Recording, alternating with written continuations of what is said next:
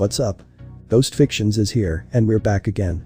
This is the third part of a story where Issei was trained by the dragon gods and became the true dragon god of chaos. But before we start, please consider subscribe to the channel and give this video a like. Don't forget to check the description for more informations. Also, this is a translate version.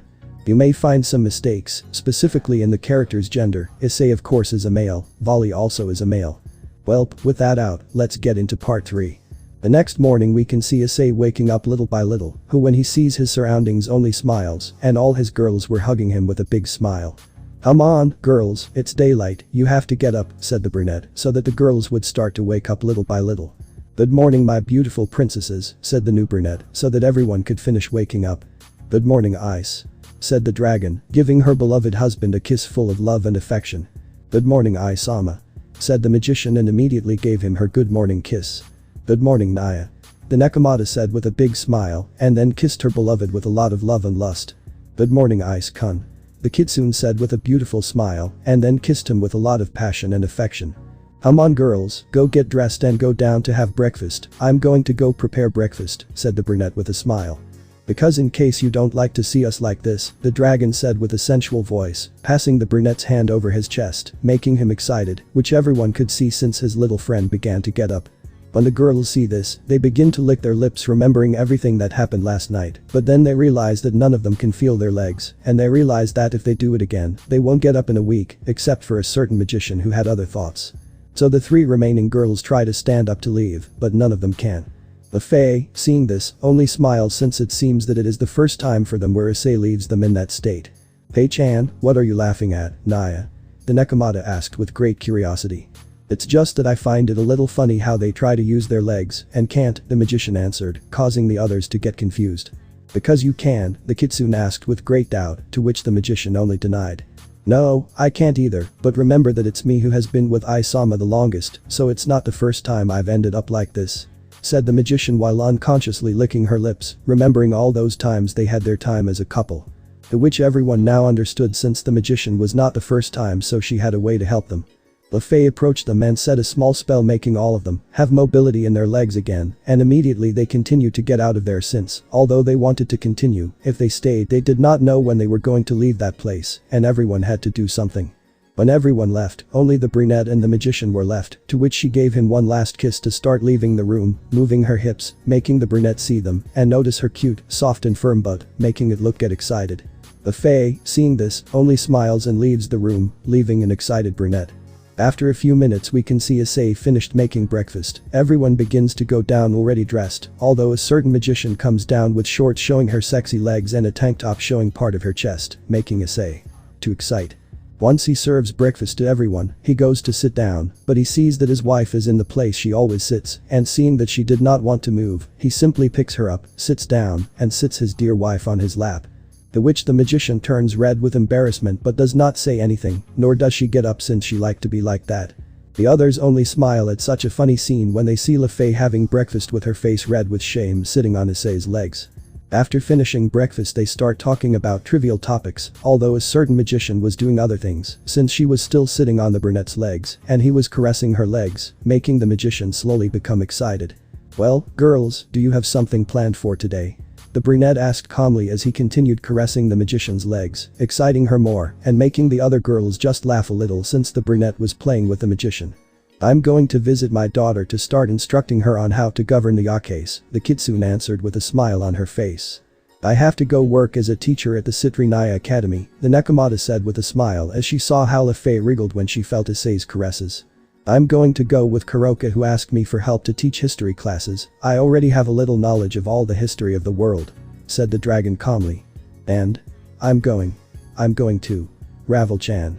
Who invited me to her house," said the magician, all excited by the caresses that the brunette gave her. "His legs." Issei only smiled when he saw his wife like that, since this was revenge for now when she excited him in the room. "Well, I'll go with Kuro-chan and Office-chan to the academy to talk to Sona about the treaties we discussed earlier, since my finances are great, I can invest in the academy without any problem," the brown-haired man said calmly, and then bit his tongue. The magician's ear, making her let out a small moan that made the brunette smile. First I will go with Yasa-chan, and I will leave him in the Yakai capital to see how things have been for Aya, mainly to see how the two of them are, as I see that they are not very well lately with my presence," said the brunette looking at him again. The kitsune who simply smiles. "How do you think they are going to be okay if because they are Yakai their senses are very sharp and they tell them that you are very dangerous because of the great power you have, but at the same time they tell them to get closer to you because you are the person they once loved or love?" The kitsune said with an amused smile, although the last word gave her some confusion. "Do you really think that they still love me after everything they did? I mean they forgot about me, they got engaged and finally married the person they love. Do you think that when they know who I am, they come and tell me we love you?" I ask Issei with a lot of intrigue. The kitsune just raises her shoulders in a sign that she really doesn't know. "I know my daughter very well, and I know that when she knows who you are or rather who you have been following all this time, she will enter into an internal struggle that can destroy her marriage if she cannot control herself," said the kitsune, knowing what her daughter is like and how she would act. Knowing how to see it. "I also think so, I know my sister very well, and you know that you are extremely important to her, knowing who you are will also have an internal struggle, and her marriage may come to an end," said this time the Nekomata making her point clear. Of sight. "Don't you think they are very calm about what could happen to their sister and daughter?" The brunette asked curiously when he saw the two Yakais very relaxed. "They are already great Naya, both me and Yusaka are not going to be with them forever Naya," the Nekomata said, making the kitsune agree with her. "Also, although it hurts me a lot, they have to face the decision they made, just as we made the decision to wait for you, they made the decision not to do so and get married," said the kitsune, to which the Nekomata agreed. "The risk was too great for those of us who were waiting for you, since the risk was that you would never return and we would be left alone. They took the safest option of forgetting you and continuing their lives as if you had never existed," Afa said giving her point of view. To which the three girls agreed. "Although for me I didn't mind being alone since I only loved and will continue to love Ai-sama," said the magician already sitting in a chair because she couldn't endure the brunette's caresses any longer without making love to him. He is brown, when he heard that it made his chest feel warm, and he only smiled at his beautiful girls and told them that thank you for loving him and that he loves them too. To which they all blushed at his words, but they all had a big smile on their face full of happiness. "Well, returning to the previous topic, after leaving Yasa-chan, I'm going to go with Fei-chan to greet Ravel-chan to see how she is," said the brunette, to which the magician happily accepted since she could imagine his face. Of her friend arrived with her husband. "While I leave them, Kuro-chan, please I ask you to inform Sona that I am going to visit her to talk about the agreements." The brunette finished saying what the Nekomata was doing with a smile. "And now that I remember, Yasa-chan, please, if you see Abilia, VALI's wife, tell her where we live," said the brunette calmly, to which the aforementioned nodded. "Well then, let's go get ready and you, Fei-chan, do me a favor and change those clothes, because I'm not going to let you go out like that," said the brunette with some discomfort as he left the dining room, leaving his girls behind with a smile already. A magician with a big smile on her face. "I like it when he gets so overprotective," the magician said, mockingly because she liked to see her husband in that aspect. What woman doesn't like that since Ice-kun, despite being overprotective, does not exaggerate and is only like that when necessary, said the kitsune with an amused smile. "That way he shows us how much he loves us, since he always takes care of us," Office said with a quality smile to which the others nodded. "Well, we better get ready, Office-chan, because we're running late, Naya," the Nekomata said, making the dragon nod, and everyone began to leave the dining room to get ready. Human world. Japan. Capital Yakase. We can see how three people appear in front of the Yakai palace and are preparing to enter. When the guard saw them they were in total shock, since their former leader had a big smile and a red mark with the head of a dragon on his right chest, which everyone already knew what this meant, and they were able to confirm it when they saw the big smile of the kitsune. To which everyone, by pure reflex, could only see the now blonde walking next to the two girls who accompanied him calmly without caring about anything. All the guards had only one thought. Mrs. Kunu-sama and Kaneko-sama are not going to like this at all. All the guards thought when they saw how the three people entered the palace. 22. Once inside the palace, the three started to look for Kunu, but they couldn't find them. "Sejiro-kun, could you raise your aura a little more to know that we are here?" asked the kitsune who no longer wanted to look for them. To which the blonde only nodded and raised his aura a little more to let him know that he was there. Minutes later a door opened and the trio of Yakase came out. "Mother, it's good that you came," said the younger kitsune, hugging her mother next to the younger Nekomata. But they realized something that made them feel a strong pain in their chest, since the two Yakase could clearly see the mark on their chest, that when they remembered the one the magician has, they realized it was the same. Then they both separated from her and looked at the blonde again with a certain anger and discomfort that everyone could see. "Mother, that's that mark you have on your chest," said the younger kitsune, wishing it wasn't the same mark that Lefei has on her left shoulder. "Well, a lot of things have happened lately," the older kitsune said with a blush, remembering all the things that happened the night before, but a certain blush did not go unnoticed by the girls, making them clutch their chests tightly, as if they were preparing to what's coming.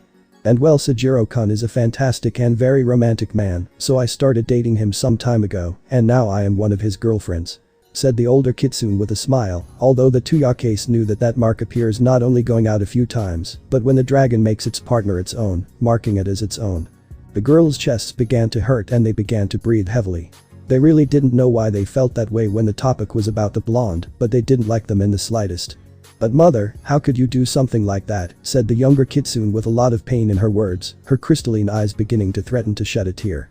"He already has a wife and even more so he has another woman who is his girlfriend," said the Nekomata, thinking that Kurumi is his girlfriend without knowing that Kuroka was already his girlfriend too. Note: remember that Kurumi is office. "That doesn't matter, you already know, and I also know that, being a dragon, he is going to have more than one woman. In reality, that doesn't bother me, and I only care that he loves me," said the older kitsune in a serious tone. "How can you be with a person like that? Maybe it's true that it doesn't bother you that he already has two women," said the youngest kitsune, about to really cry. Deep down, she wanted no woman to approach the blonde and see how he would behave. Surrounding himself with beautiful women hurts him a lot, even more so when one of them is his mother. "In fact, with Kuroka-chan we are already a team," said the older kitsune, surprising the pair of Yakeis even more. "Ni-sama is also with him?" the younger Nekomata asked in disbelief, to which she only received a nod from the older kitsune. "Well, it couldn't be helped, since we both live with him," said the older kitsune, giving them to understand that Kuroka is already the blonde's girlfriend and that she also lives with him. While all this was happening, Yasuko, Kunu and Kaneko's husband, was only very surprised by two things. One was the news that the blonde had 4 wives, and one was his former leader, and the other was his wife's older sister. The other was to see the state of his wives, since they were very upset and on the verge of crying. He thought it was because they didn't want someone like Yasaka-sama to be with someone like the blonde. Note: delusional rot. But all those thoughts were interrupted when she saw how Kaneko fainted, since the knowledge that her sister was with a blonde and that she lived under the same roof was too much for her, plus the internal struggle she had could not bear it anymore and collapsed. Everyone ran to help her to see if she was okay. The blonde arrived where she was, with a little help from Lefei's magic, and came to the conclusion that she was perfect, she only fainted from the shock from before. The witch Yasuko took her to her room to rest, followed by Kunu, who was not very well either and wanted to rest too. "You don't think you were very hard on them, Yasa-chan," the blonde said when he saw how they left the room. "On the contrary, I'm being very gentle with them, and I'm also preparing them already," said the older kitsune, hugging the blonde, to which he responded with a hug. She loves being in his arms, it made her feel safe and happy, that's why she hugged the blonde every moment, which he never denied to any of them. "Isaka-sama is right, Sejiro-sama, see how they react just knowing that we live with you now. Imagine when they know who you are, how they will feel knowing that the person they loved so much has always been in front of them, and that the same person went to their wedding," the magician commented, making the blonde stay silent since everything the magician said was right. 21. After a little talk, the blonde and magician say goodbye to the kitsune to go to the underworld and visit a certain phoenix. But before leaving, the kitsune throws herself into the arms of her lover to give him a big kiss, which he reciprocates with a passionate kiss, surprising those who were passing by and the guards who were in the room when they saw such an act. They didn't expect them to really be a couple. The couple separated, leaving a small trickle of saliva and a blushing kitsune, licking her lips from such a kiss and with a blush on her face, showing how beautiful she was. Seeing this, the blonde kisses her again, which she did not object to, and to enjoy it more, she wraps her arms around the blonde's neck and he around the kitsune's waist, enjoying the touch of each other. All those who saw that were red-faced, although some female yakai who saw them had a trickle of blood running down their nose when they saw that scene, and thinking that they were the ones who were kissing the blonde. And the magician only smiled since that scene was very tender, since she did not feel jealousy, nor any negative feelings about that. This is because since all the girls have a strong relationship with the others there are no problems, plus each of them at some point has hit or has intimate moments with the blonde, as in her case this morning. Once the couple separated, you can see a smile on their faces and a very blushing blonde as they looked into each other's eyes. "I love you," said the blonde to return to the magician and leave the kitsune with a smile, while a warm feeling in his chest was formed by those words full of love and affection that the blonde said to him.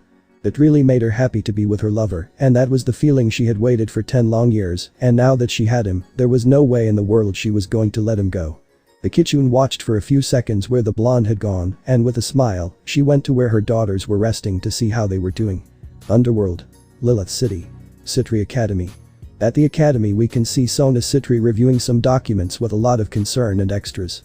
"Something's wrong, Sona," the newly arrived Tsubaki asked with concern when she saw her king and best friend with that type of expression that only indicates bad news. "Well, all these papers that you see are debts that we have, really if this continues like this, I will have to close the academy," said the Citri heiress with great concern and sad that her dream is being destroyed with each passing moment. And she can't do anything.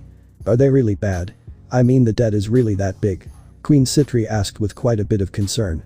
"Yes, we are behind with the bank, the bills are late, and there are even some whose sums are very large because we cannot pay on time," said the Citri heiress with a very sad voice.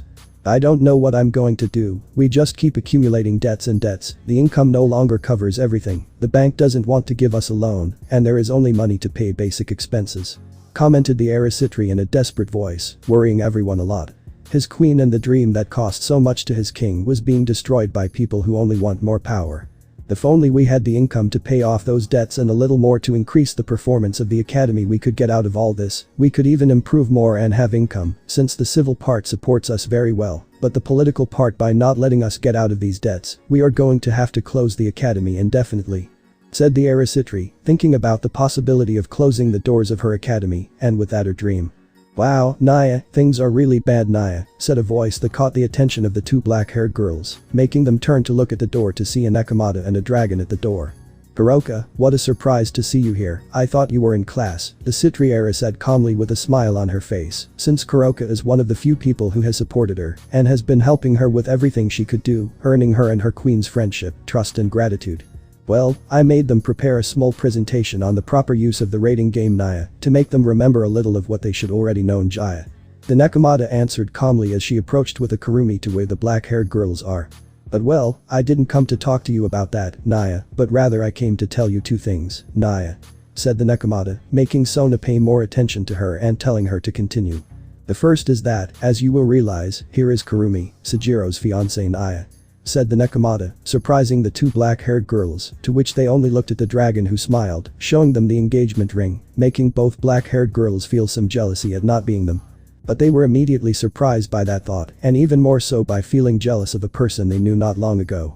They immediately removed these thoughts to listen to Kuroka, although she had an internal smile, since with her genjutsu, she realized the state of both of them, to which she made a mental note in her head to talk to a certain brown boyfriend of hers.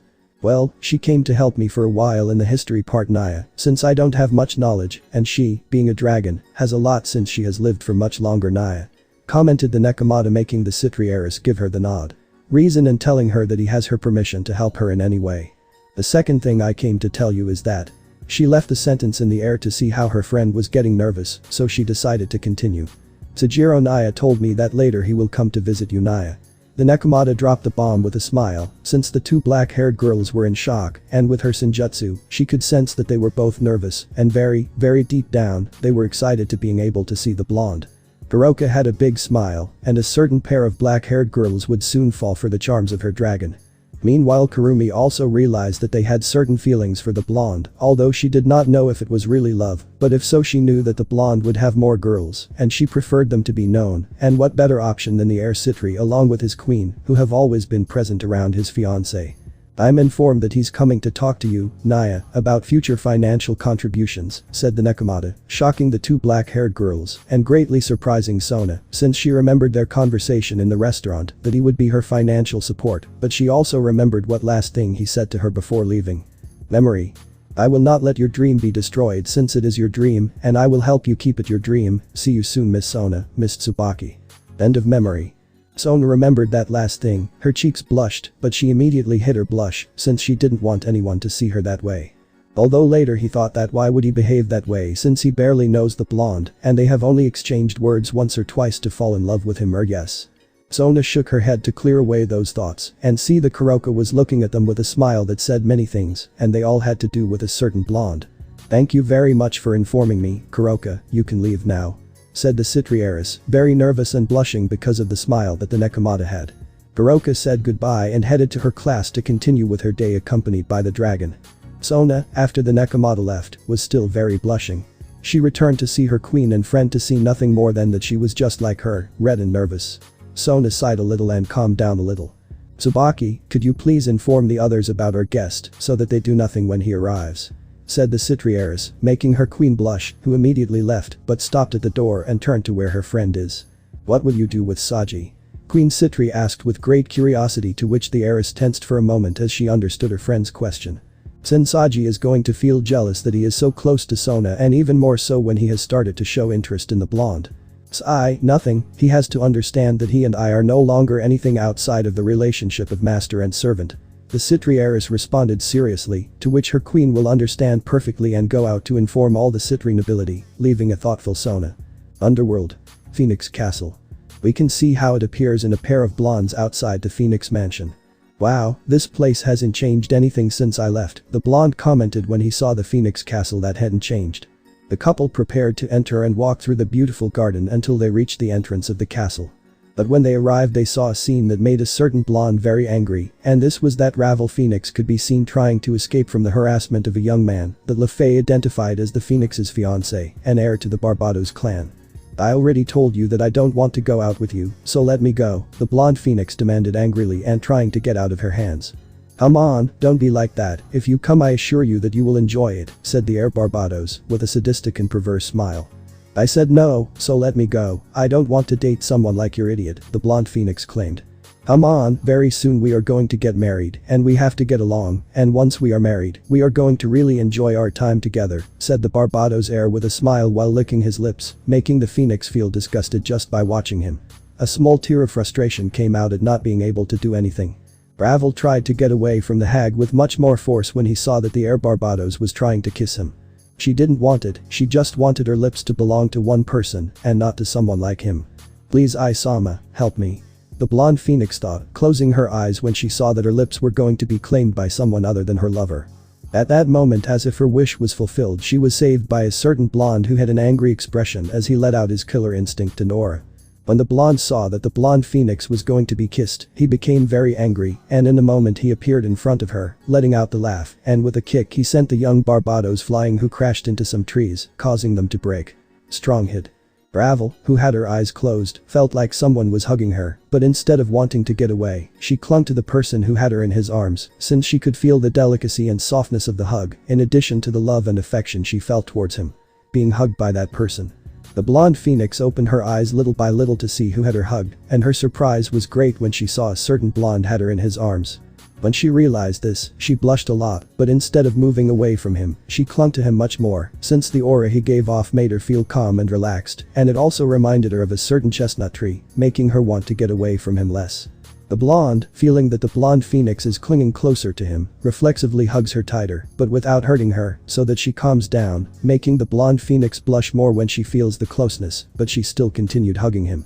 "Damn, you know who I am," said young Barbados, emerging from among the trees with multiple wounds and blood all over his body. "I don't give a shit who the hell you are," the blonde said angrily, causing his killer instinct and aura to increase even more, causing young Barbados to begin to tremble with fear due to the great power and instinct that the blonde exudes. "I am the heir of the Barbados house," said the young man, trying to use his family to intimidate the blonde. Note. Poor idiot. "I don't give a shit if you are Lucifer himself, if you do anything against her again, I swear that not even hell itself will protect you from my fury," said the blonde with great anger, while his eyes of each color became like those of a reptile, causing young Barbados to start shaking more. "Now leave my sight, and if I see you again I will show you that my words are not simply words," the blonde said to the young Barbados, who did not take a second as he immediately left. Ravel, seeing this, clung more to the blonde, she didn't know why, but she didn't want to get away from him no matter what, she just wanted to feel safe and protected, since she lost the brunette she hasn't been able to feel that way, at least until now. Now in the blonde's arms he could relax knowing that nothing in the world could harm him. "Thank you," the blonde said in a whisper, now calmer and with a smile on her face. The blonde, listening to her, only smiled as his aura returned to normal. "It seems that we arrived just in time," commented a voice that took the blonde Phoenix out of her world, to turn to see who she was, and being surprised that it was the magician who was smiling at her. "I see that you like being in my husband's arms," the magician commented with a mischievous smile, making the blonde Phoenix realize that she still had the blonde very well in her grasp. When she realized this, she blushed, but she also realized. That the blonde had his arms around her, making her blush even more, but even so she still didn't want to let go. Ravel was very embarrassed and very blushing, but even so, and knowing that it was wrong, she still didn't want to get away from him. She still wanted to feel that feeling of warmth and tranquility that he gave her. The magician, seeing this, only smiled since she knew what the blonde phoenix was thinking and feeling, since just by being close to the blonde she could transmit security and tranquility to her, something that she has not been able to feel for 10 years. Just by seeing you I can tell you that I had not felt that tranquility and security that you feel in years, and you only felt it when Issei-sama hugged you in the past. Well, it is not surprising that she feels that way since you are hugging the only person you love, and who can make you feel that way.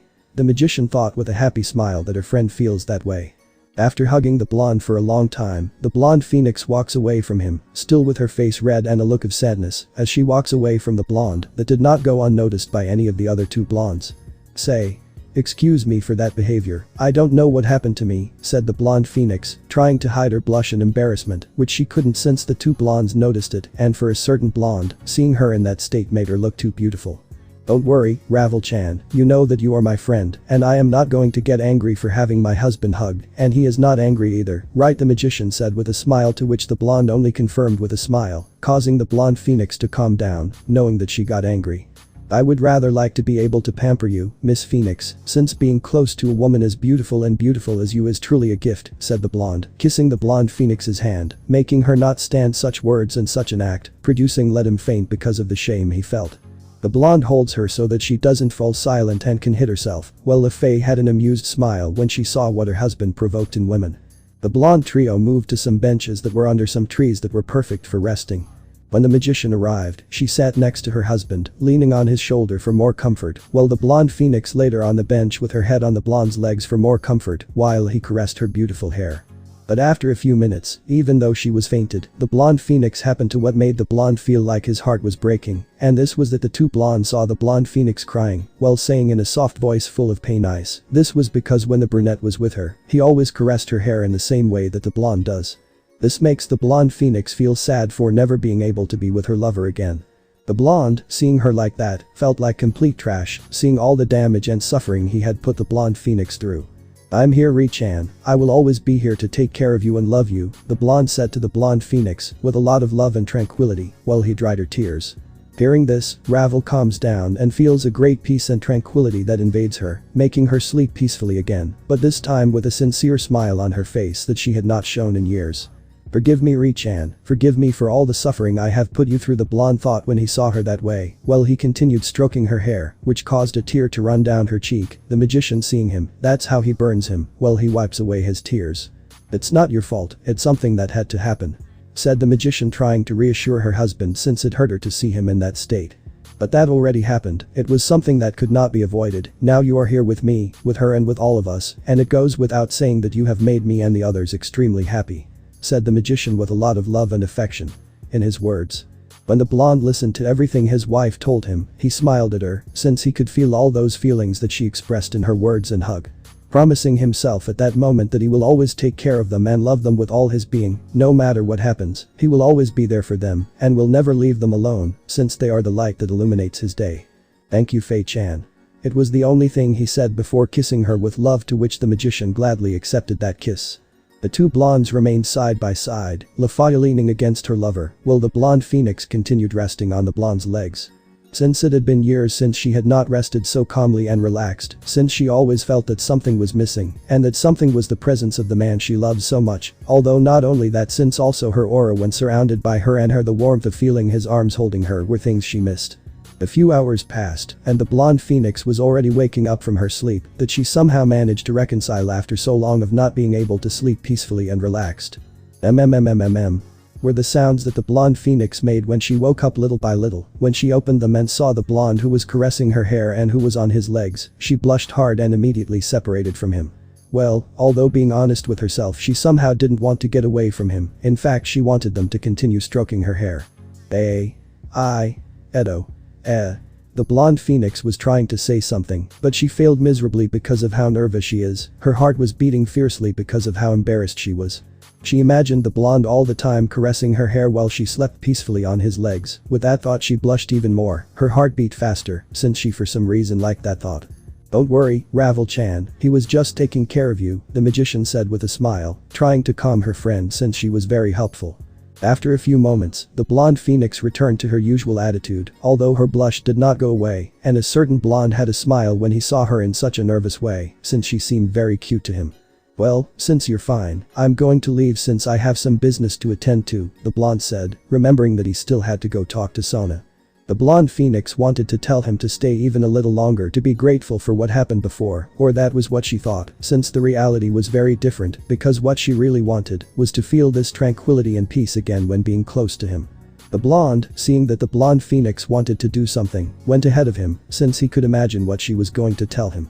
If you like, Miss Ravel, I will come another time when I have more time and we can spend a quiet afternoon, but for now that would be impossible, since I have business to attend to, the blonde said with a smile, to which the blonde phoenix nodded since she understood that he was really busy, and she was also happy, because he promised to spend an afternoon with her.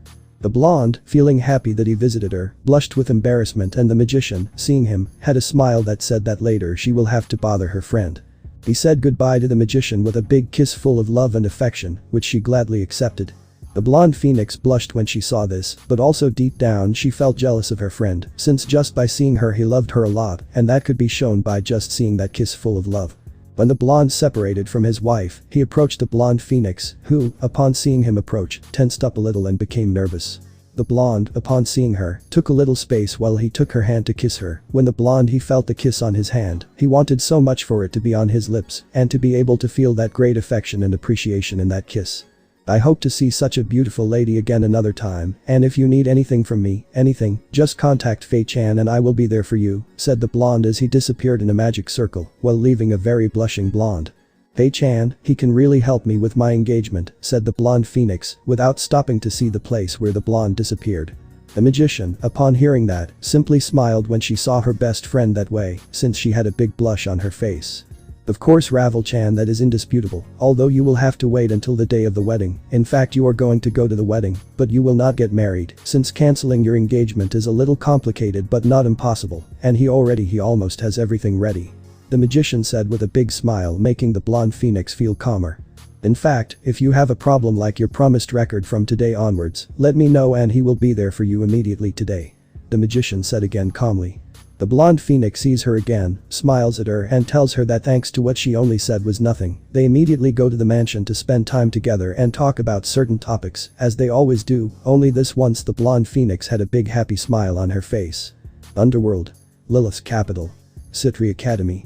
This place really needs a lot of help, said the blonde with concern, who was now at the entrance to the Citri Academy. From what you can see, those demons have not made it easy for the Citri heiress. Drake said when seeing the state of the academy, since, although it was maintained very well and presented, you could see that it needs many things due to lack of funds, such as their own practice fields.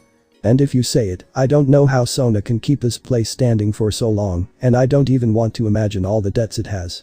The blonde answered, a little worried and upset, worried that everything Sona has done to maintain the place open and annoying, to see the greed of the upper-class demons. Issei prepared to enter the educational grounds while increasing his aura to warn that he was there, since he did not want to alert someone and have them attack him for thinking that he is an enemy, so he waited at the entrance of the academy for someone to come. To show you the way. Minutes before the blonde arrived, we can see all the Citri nobility in the management office receiving some instructions. Finally, I ask you to treat him well, since it depends on him that this academy stays open, so I don't have to say how important it is for me that this business is done effectively, said the Citri heiress in a commanding manner, although they could notice who also had a feeling of supplication. The heiress returned to see her pawn Saji, who was paying attention to her, because even though they ended a relationship he still has to respect his king, but despite that he had a certain anger and disgust that dragon that appeared at the party of the Yakeis come here. And even more so now, since she didn't want her to get close to her king, who still had feelings for her and was thinking about conquering her again. Saji, of all those who are here, you are the one who worries me the most about doing something stupid, said the Citri heiress in a direct and serious manner, as she has always been, since no one has been able to take that coldness away from her, and they believe that no one will ever achieve it. When the pawn Citri was going to say something to defend himself, since despite everything, that was no way to speak to him in such a harsh way, even knowing that he is his king, and he thought it was because she was still angry with him for what happened to him. Their relationship and was getting even, but Sona stopped to continue. Don't get me wrong, I'm not saying this for any of the reasons you're thinking right now, commented the Citriaris, drawing everyone's attention and surprising Saji, who said that wasn't the reason, so he remained silent to see what the reason was. It is because I have knowledge about the race of dragons, said the Citriaris to inform that everything she was going to say is true. You, being a dragon or in this case a dragon king, even if you do not have the title, but I understand that dragons do not like another of their species entering their territory without invitation, and it can be said that the academy is your territory, and maybe it bothers you that another dragon enters, so I ask you from now on to control yourself, because I don't want problems with him. I'm clear. The Citriaris finished saying, surprising everyone and leaving a very surprised Saji, but he immediately understood and nodded his head. At the moment that Sona was going to continue speaking, she felt a powerful aura that seemed very familiar, mainly to Queen Citri, since she had been closest to him at the Yakai party and was able to recognize her aura faster. It seems that Sona has already arrived. Queen Citri reported, to which everyone understood that that powerful aura was from the blonde dragon. The Citriaris took a deep breath to calm down, since she was very nervous and she didn't even know why. Tsubaki, could you go get him please? The Citriaris asked her queen, who immediately accepted and went to receive him. At the entrance we can see a blonde waiting for someone to come and greet him, and he did not have to wait long as he could see Queen Citri heading towards him. But what a pleasant surprise to be received by such a beautiful lady, the blonde said as he bowed a little in greeting, while Queen Citri blushed at the praise and began to get a little nervous. Good afternoon Pendragon-sama, it is an honor to have you here, Queen Citri said formally, trying to hide her blush and nervousness, which she could not achieve since the blonde could notice it perfectly.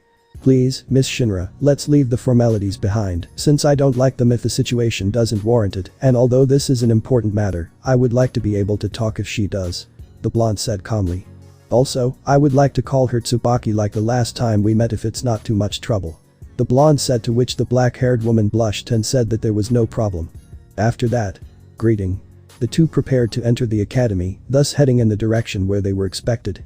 I'm glad that Tsubaki-san is feeling better now, she really is more beautiful with a smile on her beautiful face than a tear on her face, the blonde said with a smile as they continued on their way, to which the black-haired woman, upon hearing him say that, was shocked.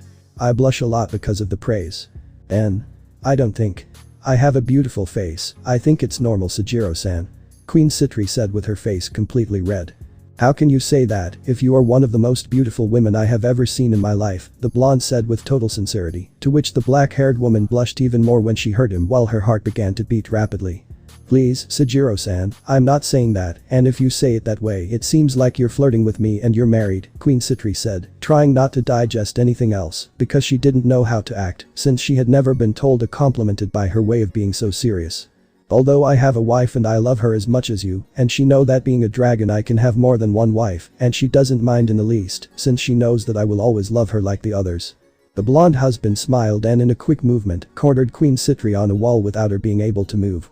The black-haired woman was quite surprised to see how they cornered her so easily, but her surprise faded when she realized that the blonde was centimeters away from her face, and mainly from her lips, making her heart start to beat like crazy while her face turned red. Besides, you can't blame me for flirting with you, since it's your fault for being such a beautiful and charming woman, the blonde said as he passed one hand around the black-haired girl's waist, while the other caressed her hair, and her face got closer each time. More to the lips of the black-haired woman. Tsubaki was in total shock, she didn't know what to do or how to act in this situation, although when a man approached her without her consent, she would immediately push him away, but with the blonde in front of her she felt helpless. The fact that he cornered her like that while hugging her waist, bringing her closer to him, and feeling his hand in her hair made her feel somehow good. But when she saw him getting closer to her lips, her heart started beating much faster than before, as if she wanted to taste those lips. The blonde had an internal smile when he saw her in such a submissive way, even though she has a very strong attitude, he knew that she has always wanted to be treated in that aggressive but also loving way, since she was not a masochist who likes it. Be hit or something similar if what she likes is for a man to make her feel like a woman in every sense. For that same reason she fell in love with Kiba since he was very gentlemanly making her feel good, but now she had a different thought since being in a situation like the one she is in at that moment, she realized that what she really wanted, it was a man who is a gentleman to treat her with respect and affection, but also aggressive to make her feel like a woman like in that moment where the blonde, as her completely submissive. The blonde moved from his lips to his ear and whispered. It would be better if we left because they are waiting for us, the blonde said calmly, to which the black-haired woman became disappointed since for some reason she wanted the blonde to continue. Issei, upon seeing Queen Citri with a look that expressed disappointment, approached and he whispered again. Although if this beautiful lady gives me the great honor, I would love to invite her to dinner this weekend, just the two of us, commented the blonde, to which the black-haired woman, as if out of inertia, nodded her head, while her cheeks were all blushing. The blonde released her but first kissed her cheek, to which the black-haired woman was surprised as she blushed more than before. The blonde gave him a warm smile, and the two went in the direction where they were waiting, although this time it was at Tsubaki with her face completely red because of what just happened a few moments ago. When they arrived at the room, Queen Citri knocked on the door and received a comment when she opened it.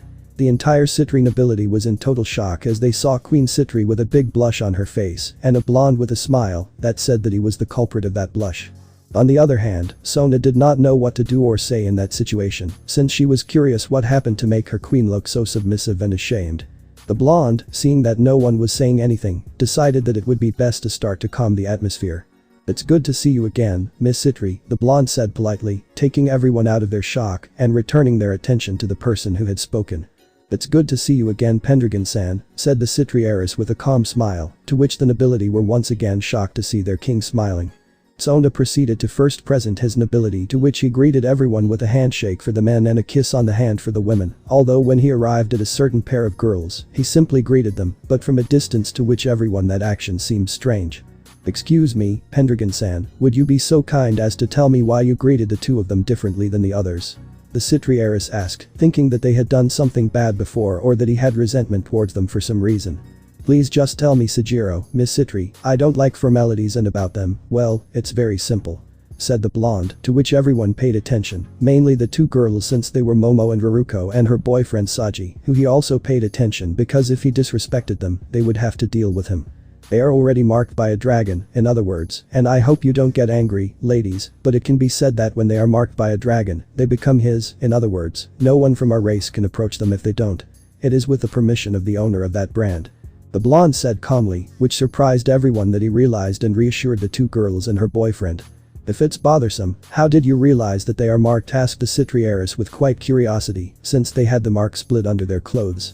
"Simple, perhaps for another race other than ours it cannot be noticed, but for us it is very easy, since that mark is to take care of women. In fact, any race can notice it if they pay attention, since they give off a little of the dragon-like aura of the dragon that marked them through the mark," the blonde answered while leaving everyone silent, since they had not noticed that small detail, not even Saji, who was a dragon demon.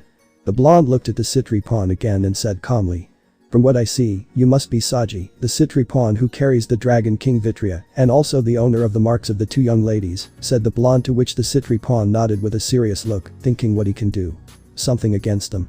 "If you would like to calm down, we dragons can be many things, but we have our pride, and we will never find our race if there is not a very strong reason involved, and we also respect the partners of other dragons," said the blonde with a look on his face. Serious, since despite being his friend, Issei also developed a certain pride in his race by spending so much time with the Trihexa. The people present were surprised by those words, including Saji, since he never thought he would give him something like that, and he didn't know that detail, and the blonde could see that not only did the nobility not know something as basic as that, but neither did the pawn Citro. "From what I see, I didn't know that.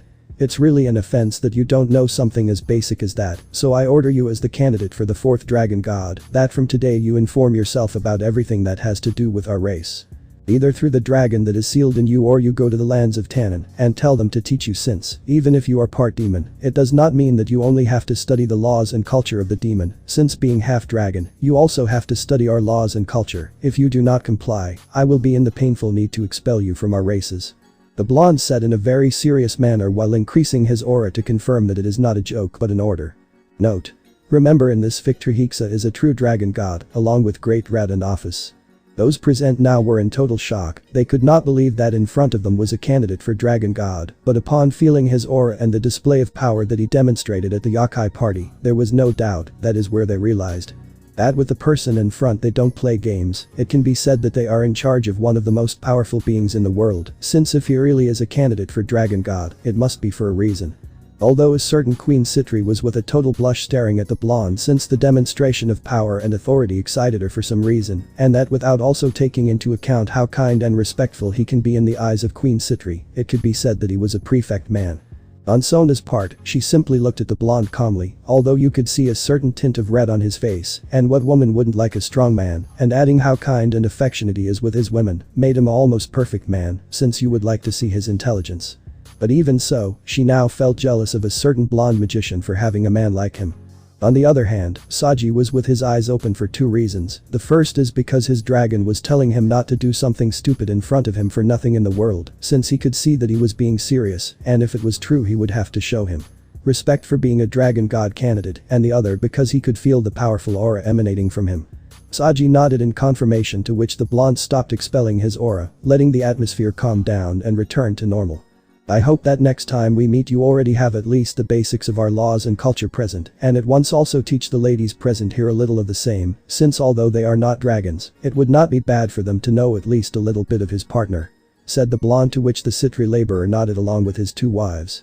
"Well, it seems that we have strayed from the topic of what my visit is about. What do you think if we start with our conversation, Miss Citri?" the blonde said, now calmer, leaving what just happened in the past. "Of course, please take a seat and just call me Sona," the Citri heiress said with a small smile that only the blonde could appreciate, and smiled at that. "It will be a pleasure, Sona-san," the blonde said, to sit in an armchair while Sona sat in another in front of him and her nobility behind her and a small table in the middle of the two. Underworld. Lilith City. Citri Academy. We can see all the Citri nobility behind their king, who was preparing to talk to a certain blonde. "I would like to ask you two questions before talking about the main topic," the Citri heiress said calmly, to which the blonde gave her a signal to continue. "Is it true that you are a candidate for Dragon God?"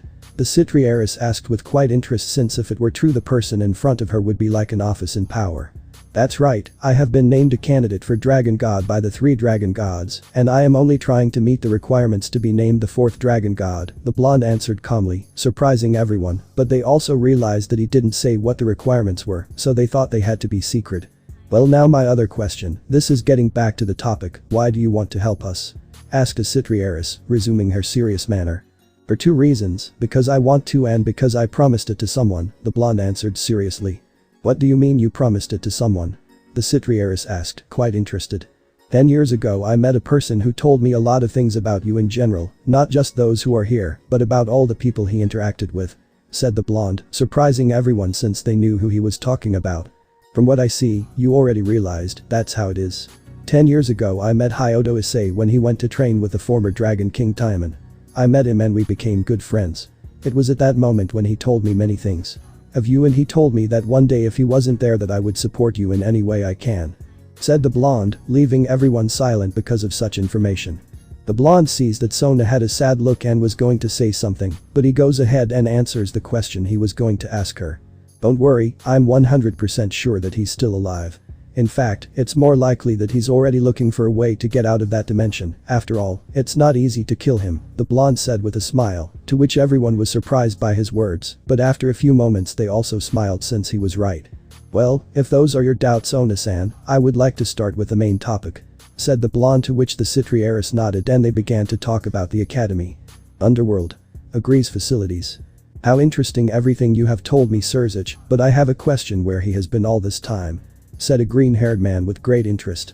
"I really don't know, we couldn't ask him much since when he saved Yusaka he left with her. Later we found out that he arrived with her in perfect condition. They even did a check to see if he had her under control, but nothing appeared. It's as if I really only take care of her and then return her recovered," said the now identified Surzich Lucifer, informing his friend. "Well, it may be a possibility since Yusaka was not a former leader of the Yakase for nothing. Not everyone can match her power, and if he is with the magician Pendragon, I imagine it is because he really loves her, since mind control does not work. It works on high-level magicians and less so on her, who is one of the best when it comes to magic," said the green-haired man, analyzing the situation. "Ajuka, do you really think we can trust him?" the Redeed said with many doubts. "Well, you don't know if we don't deal with him more. He shows that he is not an enemy, and he also helped save Yusaka. From what you tell me his power is very great, he can perfectly fight with us, so my advice would be better to have him as ally, since a force like yours would be of help to us, and even more so now," said the one now identified as Ajuka Beelzebub in a serious manner for the last part. "Are you talking about the attacks that are happening throughout the supernatural world?" asked Arideed seriously. "Yes. Also, for some reason there is a lot of movement in the supernatural world, and that is not to mention that not long ago Shiva started to move too. It seems that something really bad is happening that makes the god of destruction mobilize," the green-haired man said very seriously. I have also noticed that, and I have spoken with Azazel, Miguel and Aten about the issue, and Yusaka is also informed about the matter. We are preparing in case something serious happens. I mention the redeeds seriously.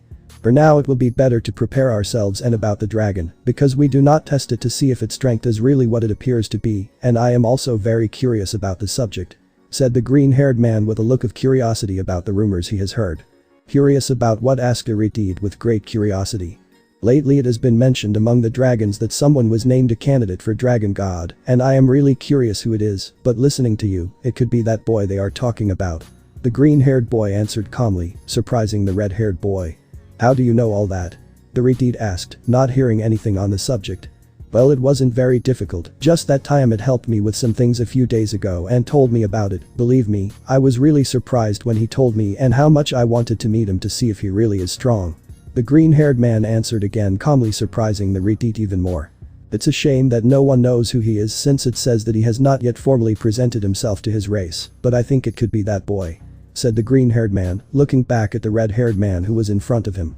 "Sirzich, why don't you communicate with him and tell him that if he can give us a demonstration of power and I tell Tiamat to be his opponent, if it is true that he is a candidate, he will be able to defeat Tiamat, but if we don't know that it is not him, also, Tiamat keeps saying that he wants to meet the candidate," said the green-haired man, drawing the redhead's attention since that idea was not a bad one. Note: Tiamat wants to meet him to see if he is strong, just because she is a dragon queen, she has her dragon pride, and will not allow anyone who is weak to be on top of her, plus she does not know who she is or what she looks like. At least for now. It is a very good idea, but it will take time since we do not know where she lives, but my sister's wedding will be very soon. I imagine that LaFay Pendragon will attend, and if she attends he will also attend since he is her husband. At that moment it would be perfect to ask him," the Redeed announced, to which the greenhead nodded. "Underworld. Lilith City. Citri Academy. From what I see, the situation is really bad," said a blonde after having heard all the debts and loans they owe, since the Citri heiress had to inform him everything to see how much they can fix. "Bad is an understatement. I don't know how this woman can keep this academy still running," Drake commented in the blonde's mind. "Yes, as you can see, the situation is very bad. In fact, I was seriously thinking about closing the school. I had no way to recover without a provider," Erisitri said sadly, since the situation was really very bad. The blonde looked at the empty room with only Sona and her queen, since the others had to continue with their duties. He focused his gaze on both black-haired women, and it really hurt him to see them that way, mainly Sona, since this was his dream. "The good thing is that I have the income to fix all their problems," the blonde thought, wondering when everything would more or less work out for him. "Well, Sona-san has already clarified all the bad points because we didn't go on to sign the contract," the blonde commented with a calm smile. That comment surprised the black-haired women, since they did not expect him to really agree to be their supplier, since the sum he has to invest is not small, and the profits would be seen in the long term. "Are you sure you want to sign?" the Citri heiress asked with great doubt, although deep down she really wanted to believe that he really accepted. "Of course, as I said before, this is your dream, I'm not going to let someone destroy it," the blonde confirmed while signing a contract and giving him a smile full of understanding and support. Sona at that moment could not stand it, and tears began to come out of her eyes, although this time they were not from frustration like previous years, not this time they were from happiness, knowing that someone is really helping her, and without thinking twice she launched herself to hug him while saying thank you, repetitively clinging to him more and more. Sona didn't know why she did that sudden action, since she isn't like that, although she thought it was certain that this person was like her favorite chestnut who always supported her and helped her in everything she could when she needed it most. The blonde, upon seeing the Citri heiress in that way, simply hugged her, snuggling her in his arms while he consoled her, to which the black-haired woman clung more to him as if out of inertia when she felt his arms surrounding her, since for some reason his presence calmed her. Although really she was not the only one who needed to be consoled, since Queen Citri was also crying with happiness, knowing that all the effort they had made until now had paid off, so the blonde also sees her that way and extends his hand to her, which she grabs and pulls her to him to hug her in the same way as Sona. After a few very long minutes we can see a sitting blonde who was still hugging a pair of calmer black-haired women, although none of them had let go of him yet. When the Citri heiress calmed down she walked away from the blonde with her face completely red with shame. While the other black-haired woman did not want to leave the blonde since she felt very comfortable feeling his arms on her, and his aura was so calm and relaxing, she had not felt like that since a certain brunette had not hugged her again, but with all his strength he moved away from the blonde, while his face turned red with embarrassment. "From what I see that they are already well. commented the blonde, to which the black-haired girls nodded with great shame. Well, I still have a little time, Sona-san would like to play a game, I've been told it's very good. The blonde said, pointing to a chessboard that was on the table, to which the Citriera smiled and thought that this was it. The best time to try it. Of course, I would love to play, he said to the Citrieras, although his real motive was to see the blonde's intellect. The blonde and the black-haired girl began to play. What neither of the two black-haired citrus expected was that from the beginning the blonde cornered Sona, preventing her from making her moves and leaving her cornered. Tsubaki watched the game with great surprise that the blonde was smart enough to leave his king cornered, and what surprised her even more was that after a few moves the blonde said something that left the two black-haired citrus amazed. Checkmate was the only thing the blonde said, leaving the black-haired girls in total shock, mainly the Citrieras, who still couldn't believe that she beat him so easily. That was a very good game, Sona-san, that I really enjoyed, said the black-haired man with a smile, but the Citrieras upon seeing him was more surprised, since that smile was not one of arrogance, nor of superiority, but of fun, since I really enjoy playing with her. Would you give me a rematch? Sona asked. It wasn't that she was a bad loser or anything, but she for some reason really wanted to beat the blonde. Of course not, said the blonde, to which they played another game. Already in the afternoon, the classes at the Citri Academy had ended, and the Citri nobility went together with Kuroka and Kurumi to the address to see how everything had gone, but when they entered the room, they were surprised since Queen Citri was sitting in the legs of a blonde while she was completely blushing. While on the other side of the table was Sona with a face of total frustration and a bit of jealousy when she saw where her friend was sitting. When everyone approached they saw that the blonde and the Citrieras were in the middle of a chess game, but what surprised them was that their king was losing. Kuroka gave a mischievous smile just like Kurumi, and they approached the blonde and hugged him from behind. Naya, it seems like you're having fun, Naya, the Nekomata said, drawing the attention of the blonde and the two black-haired citrus. And a lot from what you can see, said this time the dragon while she saw with a smile Queen Citri, who was turning redder than before. Then she tried to separate herself from the blonde, but he wouldn't let her. Where are you going, Tsubaki-san? The game is not over yet and you have to fulfill your punishment, said the blonde who held Queen Citri, making her turn redder than before.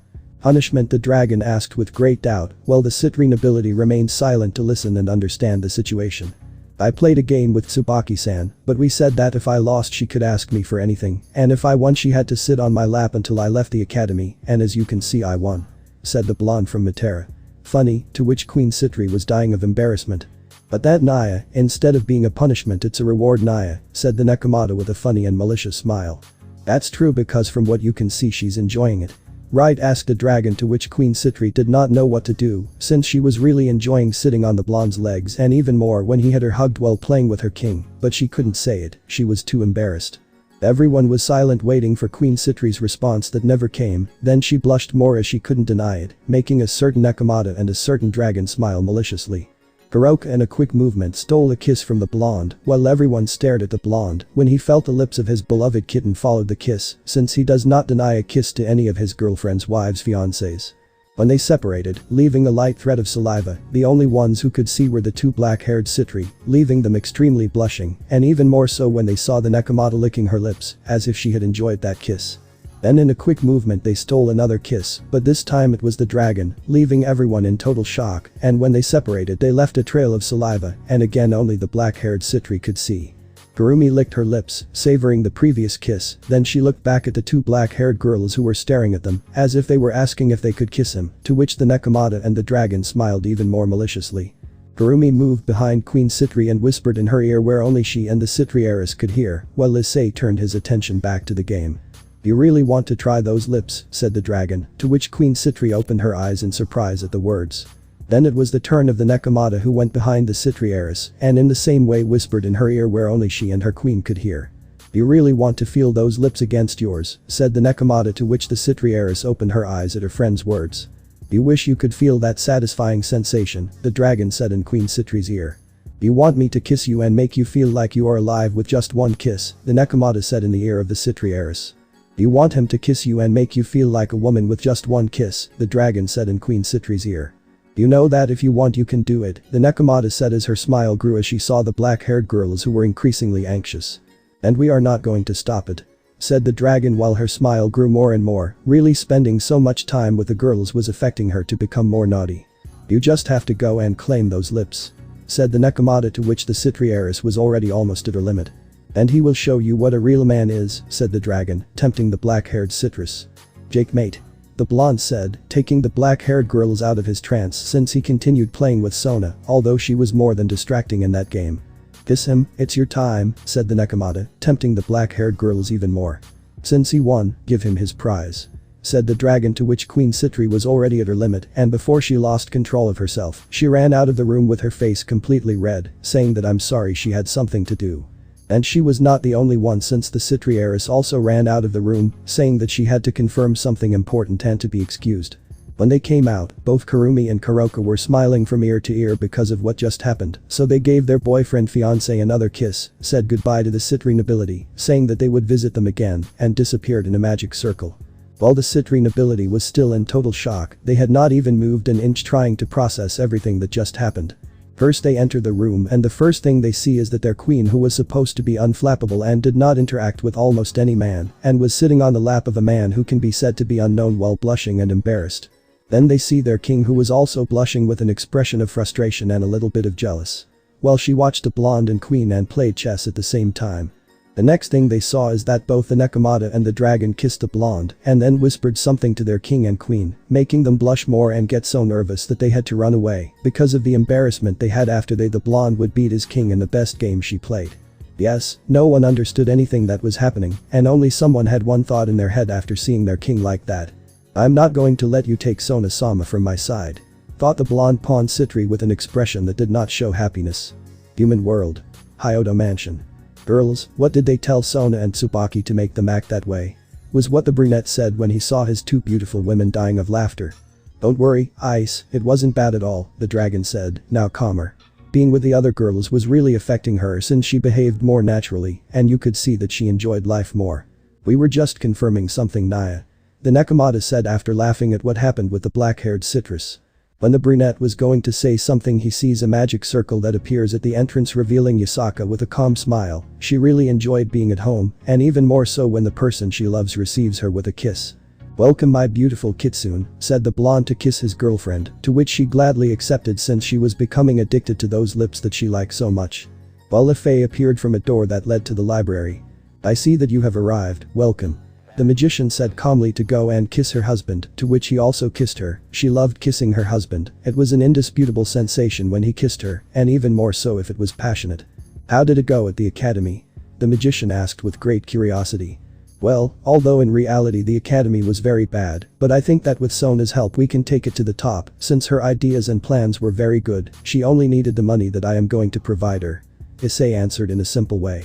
"But from what I see, that's not the only thing that happened," the kitsune said as she saw how Kuroka and Office couldn't stop laughing. The two girls told Yasaka and Lefei everything that happened when they arrived at the end of classes, and they couldn't help but have a malicious smile, since they had no problem that another girl was interested in her boyfriend-fiancé husband because of him. Simple fact that they have already seen and verified that even if he has more wives, he will never stop loving them and will dedicate the same time to them as he does to all of them equally. "By the way, Ice-kun, today I ran into Abilia-chan and I told him where we are living, and he told me that he will tell VALI since he wanted to come see you and have a duel," said the kitsune with a smile. "Thank you, Yasa-chan." The blonde thanked him while giving him a kiss, to which kitsune only smiled and returned the kiss, but this time he placed his hands on his neck to deepen the kiss further. "And there isn't one for us, Naya," the Nekomata said after they finished the kiss, so that the brunette continued with her, and then with Office and Lefei. "How about we go bathe in the hot springs and have a little fun before going to bed?" the brunette said with a perspective smile, to which the girls understood and could only smile with lust, and the five left, heading towards the hot springs. Note: remember that the mansion has terminal waters. The first to enter was the brunette, who was relaxing while waiting for his dear girls, who did not have to wait long as they were entering, making the brunette unable to take his eyes off them since they entered totally naked without a towel. "You enjoy what you see," said the kitsune in a sensual way when she saw her lover, who did not take his eyes off her, while his member became harder and harder, making the girls feel proud of themselves when they saw what they caused in his beloved. "You would blame me if it were like that. After all, each of you are beautiful in your bodies, although they are different, each one has a body that is too sexy for any man to see," the brunette said, still without taking his eyes off the girls, appreciating every part of them, making the girls blush and feel sorry for their lover's words as their heart beat faster and faster. But despite that, they felt very happy because even though their boyfriend has seen them naked, he still appreciates their bodies whenever he can, making them feel happy to be attractive to their loved one and proud of what they produce in their loved one. The girls, without wasting time, entered the water, all under the gaze of the brunette, who still did not take his eyes off them. They approached him little by little with a look of lust. When they arrived, two of them perched on their sides while the other two occupied part of Issei's chest, enjoying his body heat until they could no longer take it anymore. "Well, girls, what do you think if we continue in the room?" the brunette mentioned with a smile as he left the hot springs naked in the direction of the special room, while he carried Kuroka in his arms, who couldn't stop moaning with every step the brunette took. The girls did not hesitate for a moment and followed their loved one to the special room, since this would be a long night full of pleasure. "Underworld," agrees Issei. "So there is where he lives," commented VALI, who was spending time with his wives. "That's right, VALI-kun," Abilia said in a tone of confirmation. "Let's go visit the Securite," Lavinia asked while hugging her husband. "If I want to see how much he has improved, and I want to see when I have improved," said VALI with a. All his wives smiled when they saw him like that. "Well, since tomorrow you are most likely going to fight, what do you think if we encourage you a little tonight?" Riken said with a lustful smile, while the others looked at him in the same way, to which VALI could only smile. "What they want is for me not to sleep all night, right?" VALI said in a serious tone, to which the girls became a little discouraged because they thought that he didn't want to be with them. Maya and Abilia squealed when they felt how their husband passed his hands through their body, exciting them. "But since it is your request, how am I going to drown?" VALI finished saying, to which his wives had a big smile and began to enjoy the night with their loved one. That night neither of the two celestial dragons could not sleep because they were with the people they love all night. Human world. Hyodo Mansion. It was already 9 in the morning, and we can see a chestnut tree with his loved ones having breakfast peacefully while they had a big smile, because even though they hardly slept, they once again had one of the best nights of their lives, and as far as we can tell, it's not going to make the last. After a while they went down to the dining room to have breakfast, where a clone of Issei already had breakfast prepared for them. They were really grateful that he was so detailed in preparing breakfast, since he prepared what each of them liked. "It's good that today is Saturday and I don't have to go to work, Naya," the Nekomata said happily, since her body hurt a little from everything that happened last night, although that doesn't take away from the great smile she has. "I agree with you, Kunu told me that today she was going to spend time with her husband, since they haven't been very well lately, so I have the day off," the Kitsune said with the same smile as the Nekomata. "Yesterday Shirin called me to confirm if I was really living here, and after telling her that, she did get angry with me, but before that she told me that her husband was having problems," said the Nekomata calmly. "I imagine that it is the last one that Issei was, since Yasuko-san did not seem very happy about how his wives acted in front of him," commented the magician in a calm manner and with a smile of pure satisfaction. "Well, I hope they solve their problems, since I'm not going to get involved in their relationship," the brunette said calmly. "Ice would like to know what happens if they end their marriage and want to be with you when they already know your identity. Will you give them a chance to be with you again, or will you reject them?" a thoughtful office asked, although she also had the same satisfied smile as the girls. Other girls. The other girls, upon hearing the question, looked at the brunette again because they were interested in knowing that answer, but their doubts were clarified when he was shaking his head in denial. No, they decided to continue with their lives just like the other girls. "Even if they want to be with me again, I don't want to," the brunette said seriously, making his point clear. "I don't want to be with a woman who forgot me when I wasn't there, and who when I showed up returned to me as if nothing had happened, and even more so if they are already married," the brunette said again, making his point even clearer. The girls nodded as a sign that they understood and promised themselves to never leave Issei for fear of losing it, and even more so not to cause harm, since in all those words they could notice a slight trace of sadness, and they came to the conclusion that even though he no longer loves them, he is still very hurt. "Issei, I am no one to say who you should be with or not, but I would like you to know something about someone, since this person, although she is with someone, was not precisely because she wanted to, but because she wanted to help. To someone," the magician commented, drawing the attention of not only the brunette but also the other girls. Issei was surprised, so he gave her a sign to continue, to which she nodded and continued with what she wanted to tell him. "Yesterday when I spoke with Ravel-chan, she told me certain things that really surprised me and clarified my doubts, since she told me that for some time before you appeared, Irina-san had been having problems with her boyfriend," said the magician, but when she saw that the brunette was going to say something, she came forward. "Please let me finish, Issei, and then you can say whatever you want," the magician asked, to which the brunette fell silent and let her continue with her story. When all the girls in the Gremory group started dating different men, there were 3 of them who were not with anyone, one of them for a different reason than the other 2, and they can confirm this as well. said the magician, stating that the other girls present had knowledge as well. Irina was one of us, a person who was waiting for Issei to be with him, but something happened, and that was that Asia-san and Zenobia-san fell in love with some angels, but being demons, it was very difficult to be with them. The magician said, to which the others already understood where she was going, and she really hoped that the brunette would take it into consideration after hearing this. Then what happened was that they became angels, but after they were demons they did not have a good relationship with the angels after all. That was where they came up with something that to this day perhaps they have not realized, and that is that it was that they harmed Irina-san in a very serious way. The magician mentioned it, drawing the attention of those present since they did not know all the details. When they wanted to meet him, they used Irina-san as a means to start a relationship. The problem is that there were 3 of them, and there were 2 of them. The magician said, to which the brunette already had an idea of where everything was going. Being angels, it was in their nature not to leave anyone out since they were best friends. The problem is that they wanted to be with them too much, and they cornered Irina in an alley where she couldn't get out, and that was because they threatened to Irina-san that how is it possible that she doesn't help them being with the other.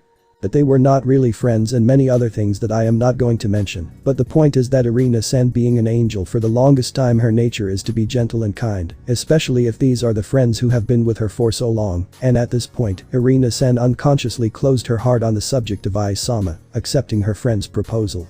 End of the magician said, to which the brunette was in his own thoughts and the girls not so much since they understood something that they had not understood for a long time. That's why she started acting that way. Yusaka said thoughtfully since she did have knowledge of the subject but not completely, but with those words, she caught the brunette's attention since he didn't understand what she was referring to. Maybe you haven't noticed it because you haven't talked to her face to face, but Irina-san is no longer the same as before, separate, but she isn't. When you were close, they gave off an aura of joy, happiness and tranquility, but after that event occurred, she still gives off an aura of sadness and depression, even though she is always with a smile. Inside it is not like that, but the real problem is that she has not yet realized that detail. The magician commented to the brunette who I was going to ask what they meant by that. Since that moment, Ravel-chan and I have noticed that she and her boyfriend have never gotten along well, even though it seems like they are very in love. Irina is not, but out of fear of losing her most precious friends, she absorbed those feelings, and he hasn't realized his state, the magician said, implying that the reincarnated angel still loves him and is the only one who loves him. Despite the time, Irina was a very good friend of her and Ravel, since they were the ones who Brown spent the most time with him of all the girls waiting for Issei. I'm not going to say that you forgive Irina-san and let her be with you, because even though she loves you, she allowed herself to be influenced, although her motives are noble. You can say that I forget you, but I only ask that you take her into account if something happens to her. Relationship since before her relationship was bad, now it is worse, since it seems that with your aura, she has awakened those feelings that she had before she locked them up. The magician said again to the brunette since she did want Irina to be forgiven. But it is not she who has to decide that issue. Note. I'm going to say it but to clarify Asia and call it a couple since deep down inside her, although she doesn't realize it, she only wants one person, and that is Issei. Now I understand why I felt that when we were at the Nekomata party. Drake commented in Issei's mind. What do you mean? The brunette asked his friend, very interested in his mind. When we were at the party I felt something strange about her as if something was sealed in her, and her aura, although very slight, was cloudy as if something was not right with her. Drake commented in a serious tone. Because you didn't tell me before. Issei claimed, to which the dragon simply answered. What I wanted me to tell you, hey, your friend is different from before, she has something that is hidden in her heart, do you really think you would believe me? Drake said with a certain mockery and sincerity to the brunette who was left thinking, and came to the conclusion that he was right. I'm going to take your words into consideration, Fei-chan, if at some point she wants to get back with me, guys. But however I'm not going to forgive her that easily since whether she wants to or not, she changes me in a certain way, but I'm going to take her into account for the sake of it. Simple reason that she is and was my best friend, and that is the only reason why I still have feelings for her, and these are stronger than those I once had for Ria's, since she is my first friend, she is the only one I can say in words simple that I can forgive her, but everything will depend on how she acts from now on. The brunette said seriously and clearly, to which the girls nodded seriously, but all of them were happy inside that at least she was doing well. To take into account since it seems that only they can feel the sadness that surrounds her, not like the other girls who are surrounded by happiness. Note. I clarify that Issei's girlfriend fiancés wives do not hate the Gremories, they simply do not add or subtract them. When the magician was going to say something they felt a very strong aura, but all of them were able to recognize it, especially the brunette. He went to the room with his girls who were behind him, and when they arrived, they found nothing more and nothing less than the white dragon VALI Lucifer with his girlfriend. "Oh VALI, what a pleasant surprise to see you after so long," the brunette said with a smile while his aura increased since VALI continued to increase his. "Issei, we finally meet again," said VALI without lowering his aura. The two shook hands while staring into each other's eyes with the intention of fighting, but after a few moments they stopped expelling their auras and returned to normal, while both had smiles on their faces. "The what I owe your pleasant visit, old friend," the brunette said calmly as he smiled, and they took a seat in the armchairs in the rooms next to their women. "Well, since the yakai party I wanted to know several things, but mainly I wanted to know how much you have improved," VALI said calmly while smiling next to his wives. "So since you are here I can clarify all your doubts, but first," said the brunette looking at his friends' wives with a smile. "Why don't you introduce me to your wives VALI?" the brunette said mockingly when he said wives since VALI always said that he was not interested in women. VALI could only look elsewhere since he knew what his rival friend was talking about. "Well, girls, why don't you show up?" VALI said calmly, although they had a smile of happiness and satisfaction, which the brown-haired girls understood why it was because they also had it. "My name is Maya, a high-class demon and wife of VALI-kun," the silver-haired woman said with a serious expression, but also with a smile on her face. "My name is Lavani, I am a magician and wife of VALI-kun," said the former member of Chaos Brigido, a little nervous that the brunette would recognize her. "You are a former member of Chaos Brigido, right?" the brunette asked when he recognized her since at some point he fought with her. The blonde tensed a little at what the brunette heard, but felt how VALI held her hand calming her, but this action did not go unnoticed by the brunette who could only smile at that scene, since he could never imagine his friend comforting and supporting a woman. "Don't worry, it's nothing, you're VALI's wife, and with that he fully trusts you, you don't have to be nervous," the brunette commented to comfort the blonde, to which she could only smile with happiness that Sekirute didn't see her as an enemy. "Also, seeing how you are comforted and supported by VALI is something never seen, you really have him very much in love for him to do such acts," said the brunette with a malicious smile while those mentioned blushed with embarrassment while Issei laughed inside and could already dying in peace, he had seen VALI blush, that was a rarity of nature. "My name is Lavinia, I am a high-class magician and VALI-kun's first wife," the magician said as she raised her chest proudly, to which the brunette recognized her as the only woman who could make VALI retreat from a fight. "My name is Riiken, I am a high-class demon from the Belphegor house, and wife of VALI," the black-haired woman said calmly. "My name is Abilia, I am a yakai and VALI's wife," the yakai said with a smile. Note: if you don't know what they are like, go to the first part, there Lafay explains to Issei what they are like. "It's a pleasure to finally meet you, although you already know who I am, I'll introduce myself. My name is Hyodo Issei, the current Sekirute candidate for Dragon God," said the brunette with a smile, to which those present were surprised, even his girls, since they didn't know that detail. Only Office was calm. VALI, upon hearing that, was very surprised since, being a dragon, he was informed about a candidate for Dragon God, but he never thought it was his rival. On Albion's part, who was listening, everything was speechless in the face of such a surprise, he could not believe what he had just heard, his rival's host is a candidate for Dragon God, not even Drag, and him in his prime had that opportunity.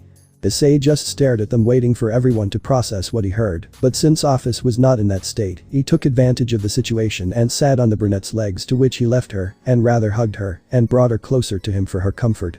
The dragon who allowed herself to be pampered by her fiancé. When everyone recovered from the news, everyone had different thoughts. VALI had a smile as his rival beat him to it again, but happy that he is a worthy rival. VALI's wives were very surprised since not everyone has that title, and although he doesn't have it yet, he is already a candidate for it. Issei's girls were all very surprised but at the same time happy that their beloved is so powerful, and decided to support him in fulfilling his dream that he had told them.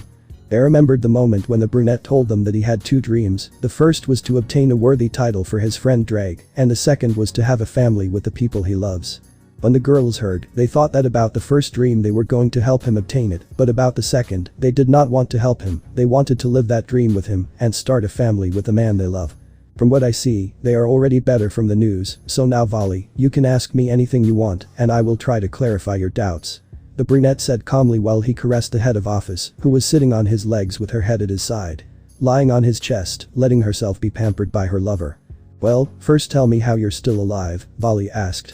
"When I was enlightened, I began to fight with the Trihexa, logically I could barely face it with my most powerful armor, but after a while I discovered that it had an artifact in its head very well hidden, I asked myself what it was, and then I destroyed it, when that's what happened, Trihexa put me in a state of deep sleep, that's how I survived." The brunette answered calmly, although everyone was very surprised, even more so were his girls who didn't know anything about that. "What was that artifact?" VALI asked with great interest.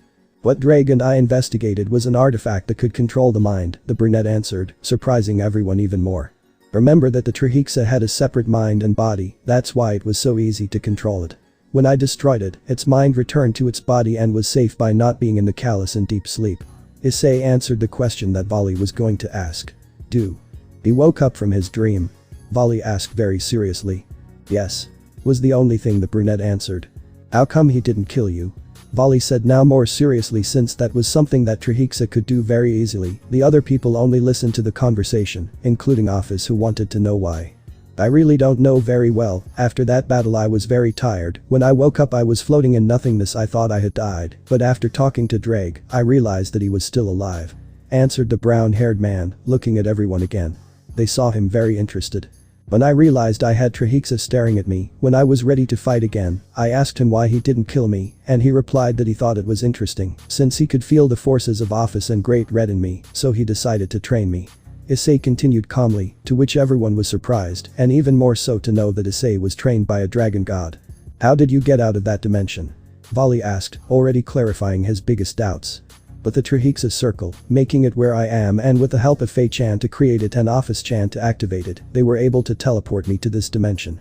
Then you must have become very strong, right, said VALI, eager to fight, to which the brunette simply smiled, letting out a large part of his aura, leaving everyone impressed. This will be very entertaining, said VALI with a big smile, wanting to fight. They can't fight here, they would destroy half the country with just a little of their power, the kitsune said hurriedly when she saw that they were already going to fight. Sama, why don't you go to the dimensional gap, to the terrain that Great Red believes to help you with your aura? Said the magician, giving them a place to fight since that was inevitable. How about a training fight, VALI? The brunette said with a smile.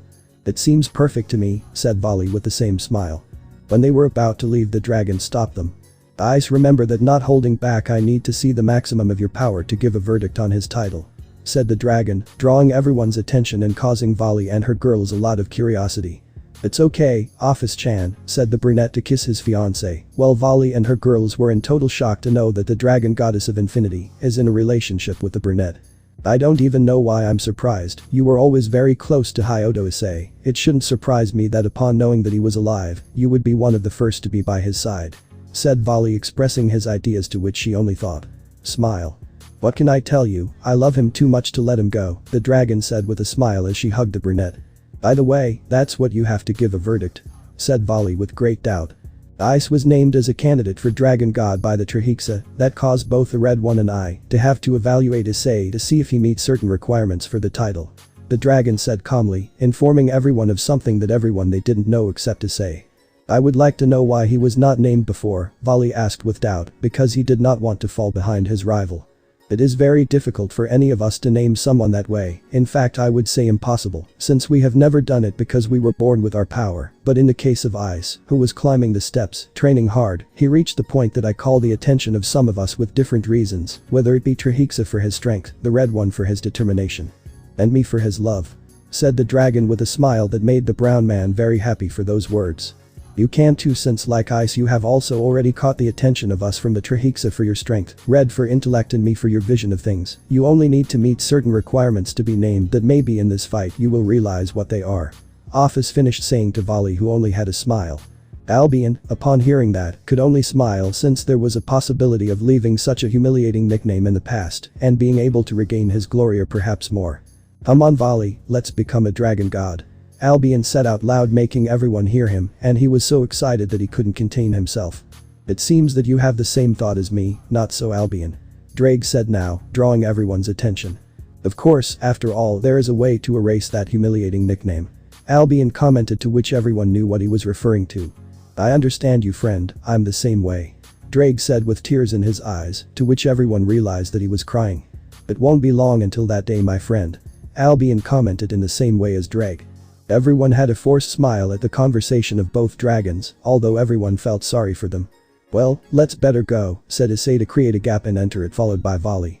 VALI's girls were going to follow him but were stopped by Office.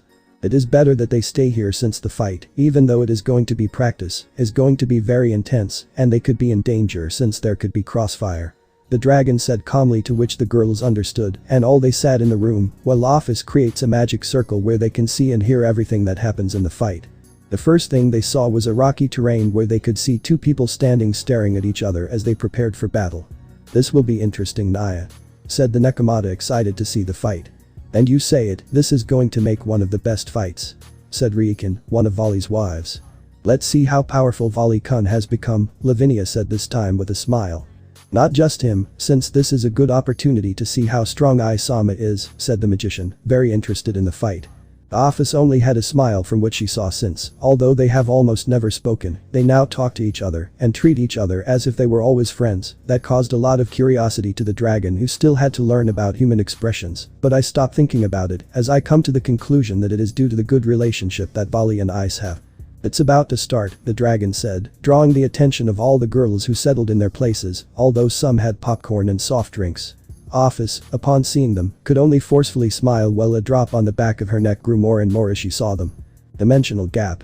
"Well, how about we start, Vali," the brunette said, getting serious while letting his aura loose. "Sounds good to me, Issei," Vali said with a smile, while also letting loose his aura. "Welsh Dragon Balance Breaker Scale Male." Issei said to be covered by a crimson glow that when he finished I showed him with the red dragon armor on. "Banishing Dragon Balance Breaker Scale Male." Vali said to be covered by a silver glow that when it finished revealed him with the white dragon armor on. The two launched themselves at high speed against each other, colliding their fists, creating a wave of shock due to the strong impact, and from then on they launched blows and legs that each one dodged, although Vali had some difficulty dodging Issei's blows, since they came with a lot of force and very fast. The brunette gave him a strong blow to the chest, to which Vali responded with a kick to the ribs. The brunette held his leg and hit him 3 times in the abdomen, making Vali vomit a little blood, but he recovered. Quickly, and with the other leg he kicks him in the back of the head, making him let go, but his calmness did not last long, as the brunette attacked a series of quick kicks and blows so that Vali could barely keep up with him. Vali, seeing that he was losing ground, moves away a little to gain distance, but Issei does not let him, and in a quick movement he approaches Vali and delivers a strong blow to his abdomen, sending him flying against some rocks. "What's up, Vali, that's all," said Issei with a smile, although that smile didn't last long since Vali appeared behind him, giving him a strong paw that made him fly and crash into some rocks. "You were saying something," Vali said this time with a smile. "Ha ha ha, this is getting interesting," said the brunette, leaving the rubble. The brunette launched himself again against Vali, to which he did not hesitate, and also launched himself against the brunette. The speed of both was incredible, if you could barely see the shock waves that both caused. The fight intensified every moment, each one increasing their aura more and more as they fought. Boost was what was heard on Issei's side, while on Vali's side it was divide. Although they were the simplest techniques in that fight, they were important since if one managed to get ahead, the other would lose power. The brunette dodged Vali's punch that was going straight to his abdomen, but that was only a distraction, since Vali gave him a strong hook on the chin, causing him to spit out a little blood. The brunette was not far behind, and in a quick movement, he gave a strong kick to the chest, causing Vali to spit out blood. Vali recovered quickly and hit him hard in the face. The brunette contracted with a strong right hand to the face, causing both of them to fly in the opposite direction, crashing into the ground. As soon as they both touched the ground, they shot out against each other again, and once again had a high-speed aerial fight, and although Vali had an advantage in the air, it was not by much since the brown one had more strength and agility than this one. Boost was heard from Chestnut's side. A red aura began to surround him. He had already charged enough boost, and now he released them all. Divide heard from Vali's side, causing the brunette to lose a large part of the power obtained. Although he was in a rapid movement before losing everything, he moved at high speed and appeared on Vali's back, giving him a strong blow that sent him directly to the ground, creating a crater. Dragon Shoot Issei was heard saying before he released a powerful beam of dragon power. Vali, who had been in the crater, recreated his armor again, since he had destroyed it with a strong impact. He saw the attack again, and only reflect was heard, so that Issei's attack was reflected in another direction. But Vali felt that someone appeared next to him, and a quick movement was covered by a strong kick that Issei gave him.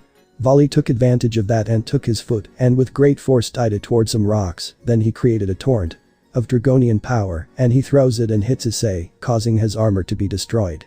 The brunette gets up with some injuries and recreates his armor to throw himself at Vali again at high speed. Vali, upon seeing him, prepares and dodges a blow and then a kick, to which he counters with a blow to the abdomen that Issei manages to block. The fight continued and every moment it became more and more intense. Human world. Hyodo Mansion. The girls who were watching the fight were in total shock at the great fight they were witnessing. None of them could say anything since they had full attention to the fight, so as not to miss any details. Well, this is Isama's strength, the magician said to herself, but with those words, everyone came back to their senses. I always knew that VALI-kun was strong, but I didn't think he was that strong, Maya said, totally surprised. I really have monster strength, Naya, the Nekomata said analytically. And not only that, your resistance is truly admirable, Riken said, a little calmer than before. I think they are at the level of a god, the kitsune said without taking her eyes off the fight. It is not surprising after all they have managed to obtain all the power that Albio and Drake had before they were seals, and if you remember they had the strength to fight against a god. Said the dragon, but they all realized that there was still no finished. But Abilia said waiting for her to continue. But that is not all their power. Said the dragon, leaving the girls in total shock, since they were really powerful, how strong would they be with their maximum power? What do you want from office? Said the kitsune, very surprised. Ice and VALI have fought with really powerful enemies, and although before they did not have the total power of Drake and Albion, they had a greater power than that. Said the dragon, to which everyone paid attention to what she was saying.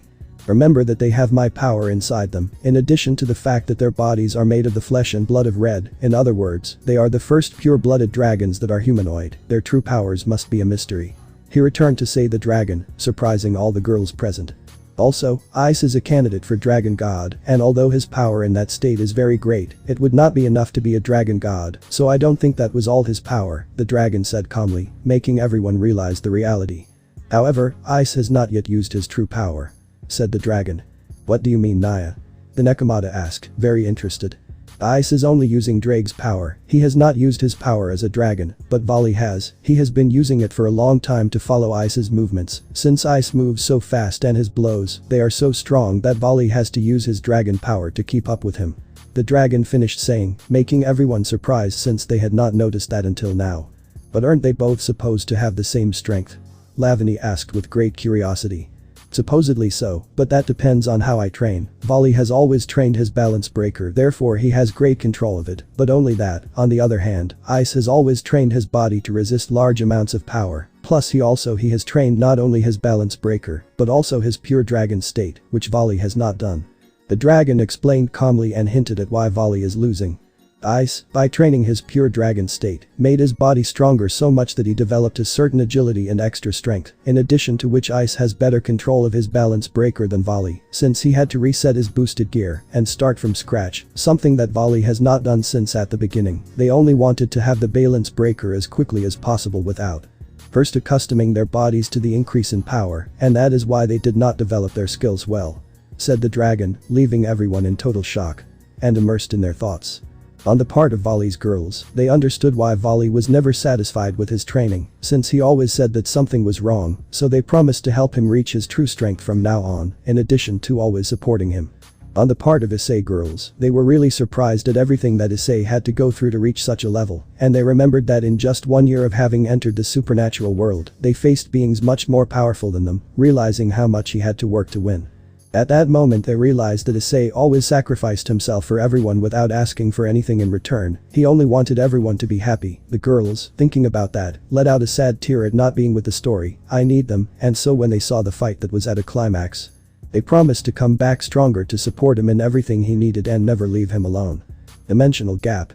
Reflect VALI was heard saying since the brunette had launched a dragon shoot, VALI barely reflected the attack and launched himself against the brunette, giving him a strong blow that destroyed his armor, but he immediately recreated the armor again and counterattacked with a strong kick in the ribs. Both dragons were in an intense fight, neither wanted to give up, but you could still see that VALI was more tired and damaged than the brown one. Jet said Issei to launch himself at high speed with his thrusters, making VALI lose sight of him, so that he appears behind VALI, giving him a blow on the back that sends him flying. But Issei didn't finish there, he took height and released large bursts of dragon power, so that these hit VALI, causing him a lot of damage. VALI, seeing the damage that attack caused him, gets up with difficulty while trying to get some air, but the brunette did not let him as he appeared next to VALI again, propelled with his jet, giving him a blow in the face that turns him back. To send him flying, Issei in a quick movement moves ahead of VALI's path and kicks him into the air. Issei appears again, giving him a strong axe leg, causing VALI to be thrown at high speed against him. Floor. But what Issei did not realize is that they were surrounded by white wyverns that VALI had left behind. Reduce was heard from the wyverns, making it difficult for Issei to move. Divide was heard later when Issei remained severely restricted. Note. investigate and reduce is a type of poison that Albion has to kill his enemies, so to speak, but only Drag and the dragon gods are immune, but it can still cause some paralysis to Dryag. VALI took advantage of Issei's state and attacked him immediately, unleashing a series of blows and legs that Issei could only defend himself as best he could. VALI in a moment crossed his defense and turned his gauntlet with his power, so that when he hit Issei, he had caused great damage and sent him flying at incredible speed towards the ground. But VALI did not stop there and released several torrents of dragon power that impacted the brunette. Issei was getting on his feet with a little difficulty, but this time it was VALI who did not let him recover and gave him a strong paw that made him crash against some rocks. Issei stood guard, since he could see how VALI approaches him at high speed, but the brunette only smiles. Dragon shoot, the brunette was heard saying, but this time it was just a sphere, not very small, but not so big either. The brunette threw it at VALI, to which he narrowly avoided it since he was going at high speed, but what VALI never expected was that something hit him on the back while he was heading towards the brunette, causing him to fall against the ground. When he saw again that he had hit him, he realized that above him there was a red wyvern that could direct an attack. Haha, it was difficult for me to train them so they could reflect my attacks, but it was all worth it. The brunette said with a smile, but it did not last long as he launched himself against VALI again, so that he also launched himself against Issei at high speed. In the sky you could see the shock waves that both produced when they were flying, but when they were on the ground they produced large craters due to the great force of the impact. Explosion, the brunette was heard saying, and then unleashing a great burst of power that sent VALI crashing to the ground. The brunette landed a short distance from VALI, who was standing up. "You really flew very hard, VALI," said the brunette, taking off his helmet to give VALI a smile. "You too, from the looks of it, you weren't really wasting your time," VALI said, removing his helmet and giving the brunette a smile. "But it's time for us to really fight, not to believe," VALI said again while his smile grew bigger.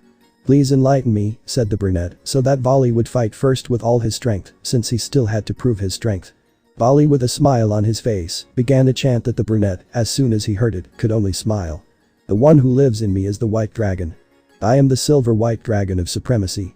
Come to my power, for I have been granted the silvery white stars, and we will dominate the throne of Alba. Bright black, the color of the goddess of infinity. Shuin Shuin, the demon father will awaken. We leave the supremacy and accept the truth. Our brightness dissolves your kingdom, and your kingdom will prostrate before us. Dragon DD, Lucifer Morningstar Drive." The light, even brighter than the balance breaker, covered VALI completely for a few moments. When the light dispersed, VALI could be seen with a new armor radiating great power. "So we're not going to play anymore," the brunette said with a calm smile as his balance breaker disappeared. VALI, seeing him, was surprised by this action. "That's your limit?" VALI asked with a certain tone of desertion, but the brunette only smiled at him. "Of course not, I just hope you can keep up with me from now on," said the brunette, leaving VALI with doubts, but they were all put aside when he felt a tremendous power coming from the brunette. The powerful crimson aura began to surround the brunette as his aura increased more and more, leaving not only VALI impressed, but also the girls who were watching him by having such a powerful aura. Then, as if the world remained silent, Issei began its chant. "The one who lives in me is the red dragon. I am the crimson red dragon who will rise to supremacy. The one who possesses me is the crimson heavenly dragon who will become the one of darkness. The shining black of the goddess of infinity. This is the brilliant god of dreams and illusions. He transcends the limits that one believes to be a forbidden existence. This is the call of the dragon of infinity and its power. Infinity Dragon Drive." While the brunette was saying the chant, a crimson-colored sphere began to surround him, letting out a strong aura, leaving not only VALI surprised, but also all the spectators, and mainly a certain dragon, who was very surprised not only by his aura, but also by his aura. Not because the brunette showed excellent control of both his dragon power and that of Drag. The sphere disappeared, revealing a brunette with a new armor who not only radiated power, but also an extremely calm aura. "I hope you keep up with me, VALI, because this time I'm serious," said the brunette in a fighting position, while VALI returned to his senses and stood in a fighting pose. In a moment, Issei disappeared from VALI's sight, leaving him in total shock, but then he felt a strong blow to his face that sent him flying against some rocks. VALI was incredulous, wondering when did he move. I didn't see him move, but he had to leave his doubts aside, and he saw how Issei was quickly approaching him, and in a quick movement he came out of the rubble and reflexively crouched down, avoiding a paw. VALI quickly counterattacked, giving him a strong blow. Abdomen, and then give him a strong kick that the brunette blocked. The two were in a high-speed fight. "Divide," was what VALI was heard saying, trying to reduce the brunette's strength and speed, but as if it were nothing, the brunette continued attacking with great intensity, without slowing down even a bit. Nor the force of his blows. Due to VALI's carelessness, the brunette passed his defense and dealt him a strong blow to the abdomen, causing him to bend a little. The brunette took advantage of this by holding his head to give him a strong knee, leaving him stunned. The brunette made a small turn and he hit VALI straight in the chest, sending him flying to the ground. After that combo, VALI tried to stand up and realized that the damage was more than it seemed. "Stop this time, we have it tough, Albion," said VALI, looking at Issei in the air. "They have become very strong, even stronger than us," Albion answered calmly. "But if they became this strong, we can too," said VALI, which made the white dragon smile a lot. "Then let's show him that we are not so easy to beat," Albion said, wanting to fight with his friend rival. VALI could only smile under his armor and lunged at the brunette again. Human world. Hyodo Mansion. The girls who were watching the fight were speechless at such a display of power, since even though they were there at the time when the Trihexa attacked, they were never able to see the two celestial dragons fight, much less with those armors. "This is surprising," the kitsune said when she saw the big fight she was witnessing. "I never believed they had such power," Liviana said this time in amazement. "They really have incredible power, they could even defeat a god," the dragon said analytically, since something about all of this was bothering her. To which all the girls could tell that something was bothering Office. "Something's wrong, Naya," the Nekomata asked the dragon when she saw how restless she was. It's just that I feel like Ice is hiding something," the dragon said without taking her eyes off her lover's fight. "What do you mean, Office-sama?" the magician said in a curious manner. "The power that Ice gives off is much stronger than VALI's, no one can deny it," said the dragon, looking at VALI girls, to which they nodded in a good manner. "But I feel that even with that strong aura I can perceive that it is still hiding its true power," said the dragon, surprising all the girls. "Don't be surprised, because if Ice really wants to become a dragon god, he will need more than that power, so my theory is that one. He must hide his true power too. He still doesn't control it at all." "Perfection," said the dragon, surprising the girls even more. They all remained silent and saw again the fight that intensified more and more with each passing moment. "Ice," the dragon whispered, watching the man she had loved fight. "Dimensional gap. Rocky terrain." In the air you could see two spheres, one white-silver, while the other red-crimson, colliding at high speed, creating large shock waves that made the earth tremble due to the great force they had. VALI was having a very difficult time since he could see that the brunette surpassed him in strength and agility, and now he is fighting side by side in speed. While with the brunette it was quite impressive, since you could see that even though VALI cannot completely control that power, he is managing to fight him, so he decided to attack with more force. VALI was in total shock as he felt how the brunette increased his aura again, and that is where he realized that the brunette had complete control of his power. He realized that he perfectly controls Office's power. Not the power of it is now part of it. Boost was heard from the brunette, who, in a quick movement, appeared next to VALI, giving him a blow to the face that left him stunned. The brunette took advantage of this and gave him an axe kick on the shoulder, sending VALI crashing to the ground and creating a crater. The brunette created a sphere of dragon power and threw it where VALI was, creating a large explosion. When the sphere exploded, it created a large smoke screen, ensuring that visibility was zero. The brunette concentrated to detect VALI, but it was too late as he appeared in front of him, giving him a strong blow while with his other arm, he concentrated power. Dragoniac and threw it at him, causing him to be thrown against some rocks. "I hope that I have done some damage with that, even if it is," VALI thought while breathing heavily since the previous attack caused him a lot of damage. "It seems that it was not enough," Albion commented when he saw Issei emerge from the rubble as if nothing had happened. "What do you think if we leave it like this for the moment?" the brunette said calmly and with a smile since he had taken off his helmet. VALI reassessed his condition, and although he did not want to, he had to accept since he had almost no strength left. His body was very painful, and he had several bruises and cuts all over his body. "Although I don't like the idea, I think this would be for today," said VALI, breathing a little hard. Human world. Hyodo Mansion. The girls were completely silent since the display of power they witnessed showed them that there are truly powerful beings. "It would be better if we went to see how they were," said the dragon, who had a very serious look, to which the others were surprised by that, but nodded. The Office created a portal and teleported everyone to where their loved ones were.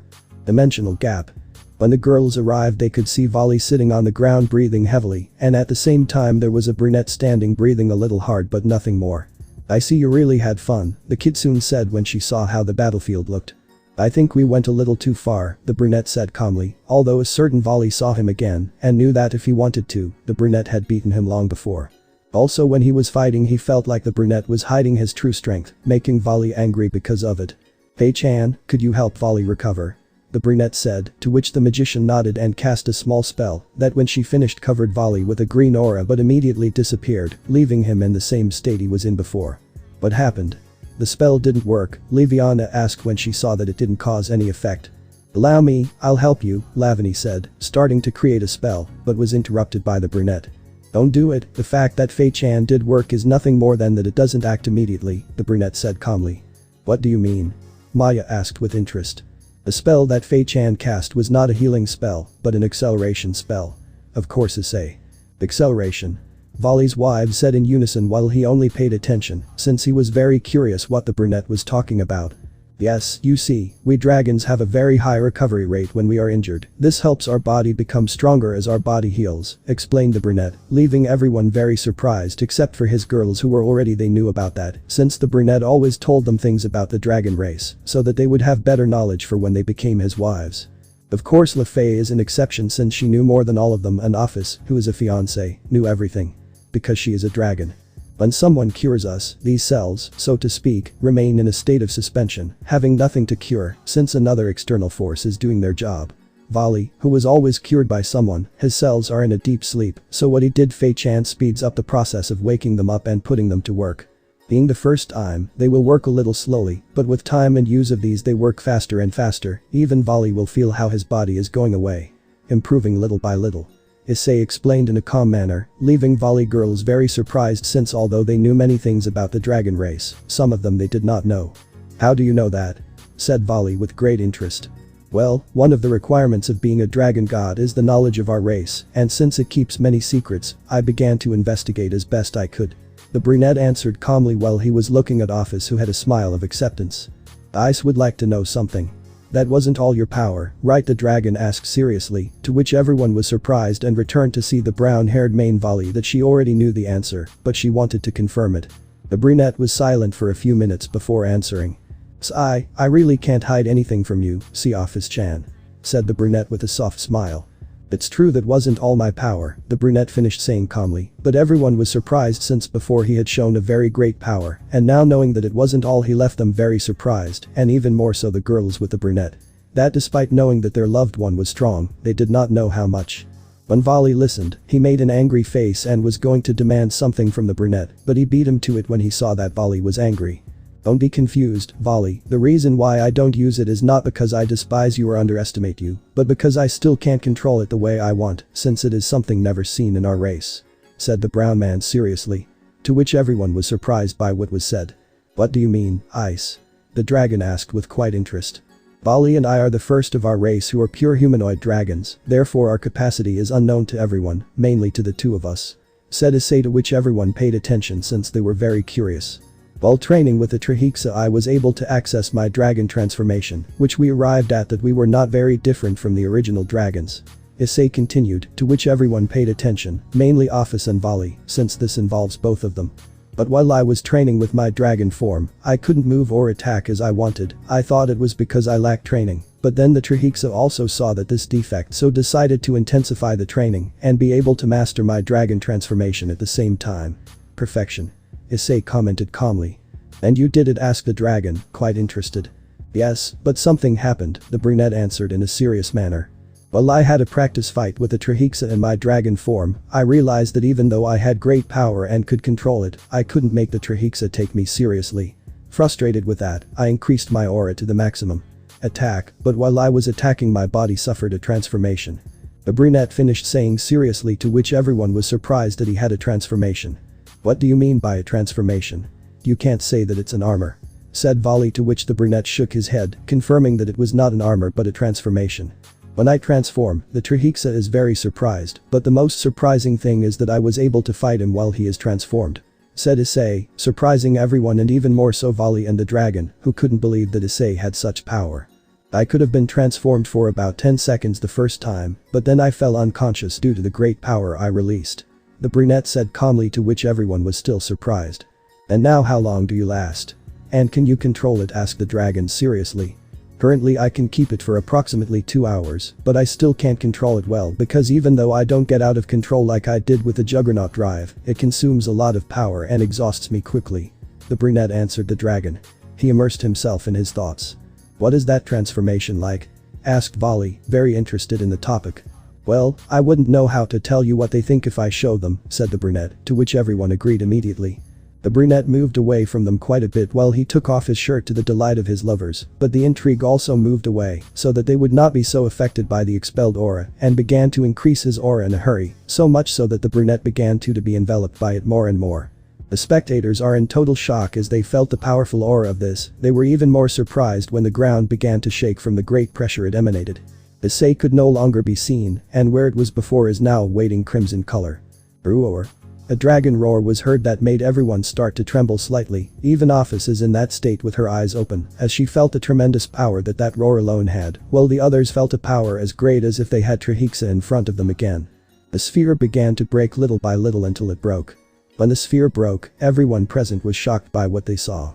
You could see Issei, who had sharp eyes like a dragon's, while large wings came out of his back and a red tail came out from his lower part, and almost his entire body is covered with scales of this color, leaving only the part of the chest and face that did not have scales, but even so its skin was as hard as these, its hands and feet were now very sharp claws. When everyone saw this transformation, they were frozen by the great power that it gave off, but the girls from Issei began to tremble slightly, mainly Office. This was because in that form, Issei could not control its pheromones, letting them come out. Without control in his girls, having his mark, began to affect them a lot, mainly Office, who being a pure dragon, her effect is much more. While VALI's girls did not have this effect for the simple fact that they were marked by VALI, so their bodies alone responded to his pheromones blocking that of the other dragons. The brunette approached them little by little, while his girls resisted as much as they could and not start savagely raping him in that instant. The Fae being half-dragon affects her more than normal, Kuroka and Yusaka being Yakeis, and are very sensitive to the energy that surrounds them, so they are greatly affected, and Office, who being a pure dragon, can detect the pheromones of a male, but since they are those of his beloved, these affect the state that only thinks of lust. Seeing his girls in that state, Issei stops where he is surrounded again by a crimson aura that, when it disappears, the brunette can be seen normally. The girls, no longer feeling the pheromones, calm down, but their bodies are still under this effect, so they see the brunette in a lustful manner, which he realizes. Well, that's my transformation, but what do you think if we talk more calmly tomorrow, since that transformation tires me a lot, and VALI needs to recover, commented Issei, to which everyone nodded and returned to the human world. Human world. Hyodo Mansion. When they arrived they said goodbye to VALI and their wives, saying that they will return tomorrow, to which the brunette nods, and they leave, leaving the brunette alone, and his girls, who barely left him alone, dragged him to the special room and undressed him in a way that he did not even know. As "We need you," his loved one said in unison in a lustful manner. The brunette, seeing this, only smiled while he thought that he was going to be constantly raped by his women, and although it was just getting dark, they did not leave the room until the next morning, with large smile full of happiness and a tired chestnut, because although he was able to completely satisfy them, being raped was something he did not want to happen again. The next morning VALI and his wives arrived again. VALI was already completely cured. But they were surprised to see the brunette still tired and his girls with big smiles. "Don't ask," the brunette said in advance, guessing what they were going to do. VALI understood what he meant since he was sometimes raped by his wives. 15. "Well, as we were talking yesterday," the brunette said seriously, which everyone turned to listen to seriously, although his girls still had that satisfied smile. "This transformation can be said that only VALI and I can access it, being humanoid dragons, since our human form is the way in which we feel most comfortable when fighting and our bodies are already accustomed to them." Of course, Issei calmly. Note. When he said that they are pure humanoid dragons, it is because they are the only ones in their original form that look like humans, since all the others are dragons that may look like humans, but their original form is that of a dragon, while they are the other way around.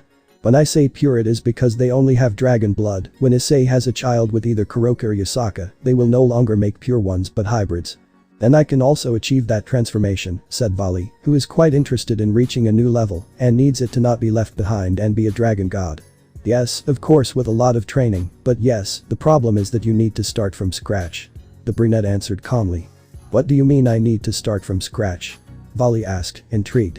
"You need to restart your divine dividing and start with the proper training from scratch. In other words, you will have to access the balance breaker again. Of course, this time it will be easier, since you know how to activate it and how it works," the brunette answered VALI, who he seemed thoughtful. "You did it?" VALI asked again, to which the brunette nodded in confirmation. "If you noticed in our battle, I did not use the Divide of Albion that I had before. This is because when I restarted it the ability was lost, but I gained more," said Issei without caring that he had lost that very useful ability. What did you win? Asked VALI. All the girls were paying attention to the conversation since they all had doubts about several things that were becoming clearer as the conversation went. When I restarted my boosted gear, I realized that my body felt stiff, so I started to first train my body to properly support the balance breaker and mainly the Dragon Infinity drive. That way when I activated it again, I could properly control everything that power that he didn't have before. The brunette reported, to which VALI was surprised by the idea that it didn't sound bad at all. While I was training my body, I also entered into my dragon power. By being able to properly control my power, it grew enormously, giving me extra strength and agility. Said the brunette, to which VALI now understood why he was so agile and strong. About the way to transform into a dragon, that was difficult for me, since the power can drive you crazy when being that way, therefore I had to train it little by little. First I suppressed all my power, then I released it little by little. It took me a long time, but in the end I did it. Said the brunette, to which VALI understood that now this transformation is impossible for him, since he cannot even properly control his Lucifer drive dragon. And about the last transformation? Asked VALI. He knew that this was already impossible, and in a long time he will not be able to access it, but at least he wanted a little information about it to motivate himself, since that was his goal. For now. Well, to access it, it is quite difficult, mainly the first time. You have to have perfect control of your power as a dragon, since you have to release all that power in one fell swoop and concentrate it in your body while you are in your human form. The brunette said quite seriously. On how to control it, I am using the same form as when I became a dragon for the first time, but this time it is more difficult since if your body cannot withstand the load of power you collapse, therefore there is only a certain time limit when it is used, and as I gradually release its power, my body is going to get used to that overload. Explained the brunette, to which everyone was surprised by how difficult that transformation was. Well, VALI was very excited, but calm down and calm down. I mentalized to go little by little. And I named him Dragon Force since he dragonifies my entire body, but lets me continue in my human form. Said the brown-haired man, to which VALI liked the name. By the way, I have an underground training field that has different seals to withstand great power whenever you want, you can come and use it, plus I also have another one a little far from the house to train my agility and strength. If you like, you can do it. Use whenever you want. Issei offered, to which VALI accepted since sometimes he needed a place like that. After that talk, VALI and their wives stayed for lunch to chat some more. VALI and Issei talked about training, while the other girls talked about trivial things, becoming very good friends. Already in the afternoon, VALI and his wives said goodbye to Issei and his girls to return home, while Yusaka and Lafay went shopping, since they were missing some things for dinner. Office went to see the Great Red, since I had to talk to him about the power demonstrated by Issei. This leaves us alone with a chestnut tree who was sitting in the living room resting, while the rays of the evening sun passed through the windows, making the atmosphere very relaxing. Hiroka, who was in her downstairs room, saw the brunette like this and approached him and sat down next to him, but the brunette held her and laid her on his legs so that she had her back to him and could lie close to his legs. The brunette begins to caress her hair. The Nekomata is surprised when she sees this action, but stays where she is since her boyfriend was pampering her and she liked it. After being silent for a few moments, the Nekomata spoke. Thank you was the only thing the Nekomata said while she felt the brunette caressing her head, making her release small purrs that she didn't realize, but the brunette only smiles when he hears her purr and thinks about how beautiful she looks like that. Because you thank me, the brunette asked calmly. Allow me to be by your side, the Nekomata answered without moving from where she was, but the brunette could notice a certain fear in the words. Rather, I am the one who should thank you for allowing me to be by your side, my beautiful kitten. Said the brunette with a smile as he caressed the Nekomata's ear so that she purrs more and so that the brunette thinks that she is getting louder every time. Look prettier. No, thanks to you, because even though I was a wanted criminal before and everyone treated me that way, you never did. You always looked at me like a woman. You took care of me and protected me when no one did. You helped me with my sister. You always supported me even when no one did, and despite all the bad things I did, you still gave me love. Said the Nekomata in the same position she had been in all the time, but this time tears came out of her eyes. The brunette's heart broke when he saw and heard her, so he approached her and gave her a kiss on the back of her head, so that when she felt it, she opened her eyes to feel all the love and affection that person gave off. Kiss. You don't have to feel sad or alone since I will always be here for you. Said Issei with all the love in the world, to which the Nekomata, when she heard those words full of love, froze. I have never seen you, I see you or I am going to see you in a bad way. At that moment the only thing I saw was how a beautiful woman with a big heart was suffering alone. Said the brunette, surprising the Nekomata with those words already. That it really was true, that was how she felt before she met him. Seeing you like this, I only wanted to help you because I knew that underneath that fun and playful attitude that you showed you were really suffering. commented the brunette as he leaned over to hug the Nekomata who, upon feeling the arms of the man she loves, snuggled up. More to him since he always made her feel protected and loved. A few tears ran down the Nekomata's beautiful face again, as she could feel that love and affection that the brunette had for her just by hugging her, that love and affection that she has longed for so much, not only for 10 years. Not that love and affection that she has longed to feel all her life. Now that I am here you will never suffer again, since I will always protect you and take care of you, since you are my beautiful kitten, Issei said to the Nekomata, which caused her to snuggle closer to him, while she let out more tears, but this time of happiness at feeling loved and protected by someone. The Nekomata began to fall asleep when she felt the brunette's caresses. She thought it was probably because she had just lifted a weight off her shoulders, but before falling asleep she heard something that made her very happy. You are and will always be my beautiful kitten which I love and will always love, said the brown one while caressing the Nekomata who had fallen asleep. The brunette who watched her sleep couldn't stop thinking about how beautiful she looked, making him smile. He gathered a little dragon power in his hand and put it on Kuroka's body who was still sleeping. After a few seconds, he took it off and the light came out of the body, showing that they were 2 bishops.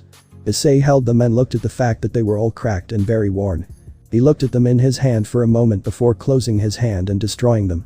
You will never suffer again, I promise you that, my beautiful kitty, said the brunette with a smile, while brushing a lock of hair away from the beautiful face of the Nekomata who was sleeping with a big smile.